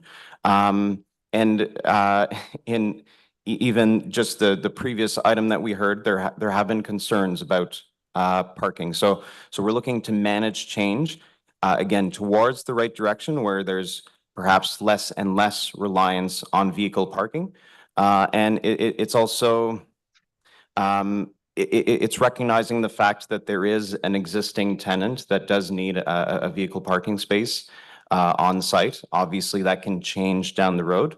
But again, it's to manage change. We still are comfortable that we're moving in the right direction. And if we were to sever the parcel and there were to be no parking at all, then I don't know if the applicants, the clients, would be under the same requirement to provide soft landscaping throughout the entirety of the rear yard, because this is an existing condition. And that's fine, but you were here for the last discussion, right? 24 units, no parking. exactly the same zone, by the way. So I don't know. I haven't been convinced that there's a real need for that parking space as part of this this development. But I'm gonna leave it to panel members to chime in on other issues possibly. Member Coakley. Yeah, I'm afraid it is another issue. And I just would like the applicant to confirm my understanding and then my suspicion. So as I was looking at the chart, when I always do appreciate it when you provide these charts of what does, you know, what you're providing, whether it complies or not, it helps me to frame my understanding anyway. So on your retained piece, you're providing 896 meters, you don't need a variance. Your lot size is 300.7, you do need a variance. And I compare that to the 7 piece where the lot size is 225, and so you don't need a variance. So my understanding for the difference between that is because the retained piece has the building that is currently there. The building that is currently there is a multi-unit building, I understand, ergo it tips into the apartment definition as opposed to a single family definition. Am I getting it? Through you, Chair, that is correct. Okay, so my suspicion, and you know, I appreciate that you probably won't be able to say much on this. My suspicion is that in 6 months to a year, we will probably be entertaining a proposal to build a multi-unit building right next to it, and we'll be looking at variances on the on the lot size to enable that. You know, that's the cynic in me. Thank you. Through you, Chair, that is certainly a possibility, but that is not what is before the committee today. Before the committee is a consent application along with minor variance applications for the retained lot. There are no existing construction plans for the severed parcel. In my opinion, there's nothing to consider for that parcel at this time. No, that's just what I wanted you to confirm my understanding. That's all. Thank you. All right. Oh, go ahead, Member Blatherwick. So the current building is how many apartments in it present? Through you, Chair, there are currently 4 units in the apartment building. And how are the parking demands of those 4 units being met at this time? I think the current condition, you have the vacant parcel, which will be the severed parcel, is gravel, and so there's more than enough room to accommodate parking for, say, all the tenants. I don't know how it's being currently managed, but certainly there is enough room to provide parking for all those units.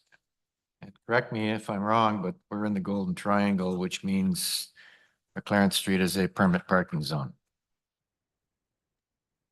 Through you, Chair, I can confirm that this property is located in the Golden Triangle. Unfortunately, I don't know that. I don't know about the permit parking zone. I would anticipate that to be the case. You're a block and a half from City Hall and familiar with the street. It's a permit parking zone. So the tenants, when they lose their space next door, we're going to have to purchase parking permits to allow them to park overnight. So through you, Chair, that's the balance that we're seeking to strike, that there are quite a few parking spaces being lost there, but there is still a requirement for some level of vehicle parking throughout the city, at least at this stage in the city's evolution towards a more urban built up city. So that's, again, the balance that we're trying to strike, along with a significant improvement in the soft landscaping in the rear yard. And out of curiosity, how are you going to prevent parking on that soft landscaping?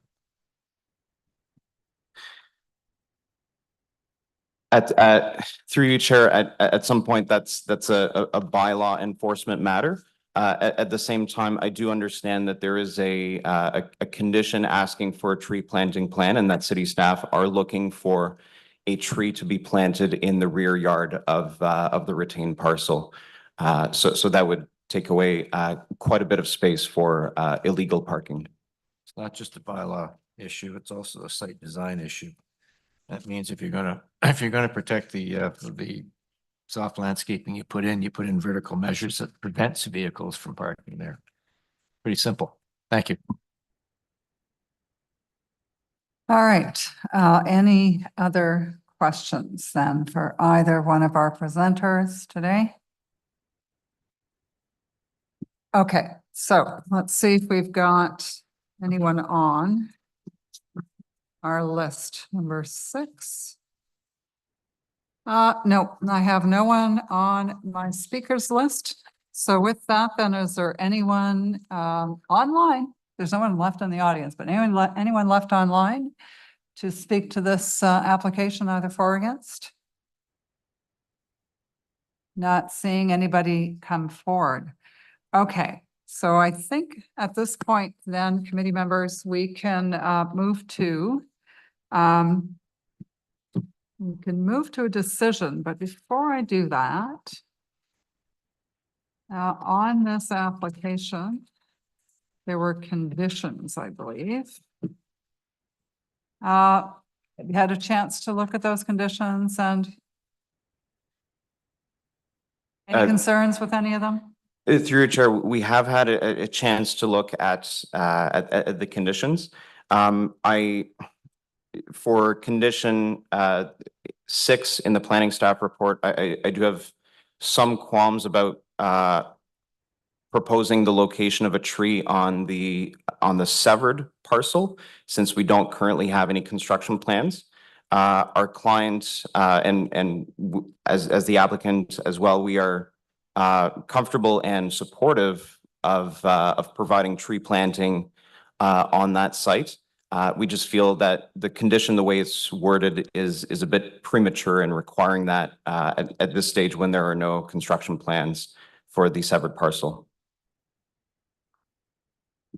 Okay, so that means how would you even clear that? Is Mr. Alvarez Burkham still? Can you walk us? Oh, Ms. Young. Can you walk us through this? How would, in a situation when there's no proposal following the creation of a vacant lot, how do we deal with this? Thank you for the question, Madam Chair. This is a standard condition that we've applied for a few years now on sites that have no plans with severances, and it's simply seeking a plan showing that there's space to plant on both lots. Like typically the wording is just 1 tree per lot, and so we would accept just a plan showing a conceptual tree planting location if there's room in the right of way or somewhere in the front. It's not holding anyone to anything, but it just essentially puts it in the public record that each new lot or each lot involved in the severance is supposed to have a tree. So that's the purpose of it. It's we've cleared many of them in the past just with a simple plan. So I don't think it's overly onerous, and we can certainly have conversations with the applicant after this point to clear it, but that's my input. I don't know if you have any further questions on that. All right, thank you. It's actually very good explanation. And it does sound like it's something that's fairly simple to clear. So I'm going to let you, we're going to let it stand. And you can work out sort of the details with our forestry folks. And through you, Chair, I think we are agreeable to that. If there's no requirement to place it in a particular place before construction plans are finalized. So we are agreeable with that interpretation. Thank you. All right, excellent. Okay. I think this brings us down to the final recap before a vote. Through you, Chair, the proposal meets the 4 tests of the Planning Act. It retains an existing parking space improving the existing condition by replacing the real gravel lot with soft landscaping.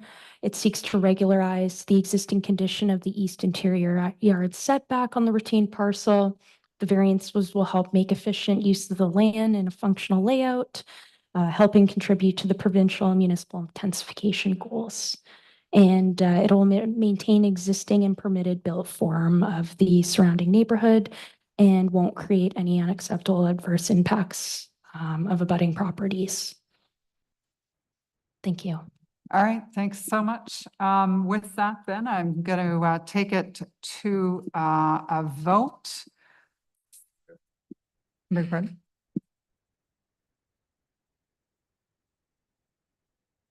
Okay, so all those in favor of the application, show of hands, please. All right, so I am going to partially, just for the record, I'm partially agreeing to it. I am not, I'm not in agreement with the variance for the parking space. So I'm a dissent on that. I'll just note that in the record. Otherwise, as you can tell, the application is otherwise granted anyway. All right, so thank you very much for that. I'm going to look for an adjournment from the panel members, but I am going to ask the panel members, is it possible to leave them on after this or to reconvene for just a few minutes? Let's just, everybody just stay on then if you can. It's just easier that way. So with that then, the meeting is adjourned. Thank you, everyone. And just want to have a 5-minute chat with our panel. Thank you, Chair. Thank you.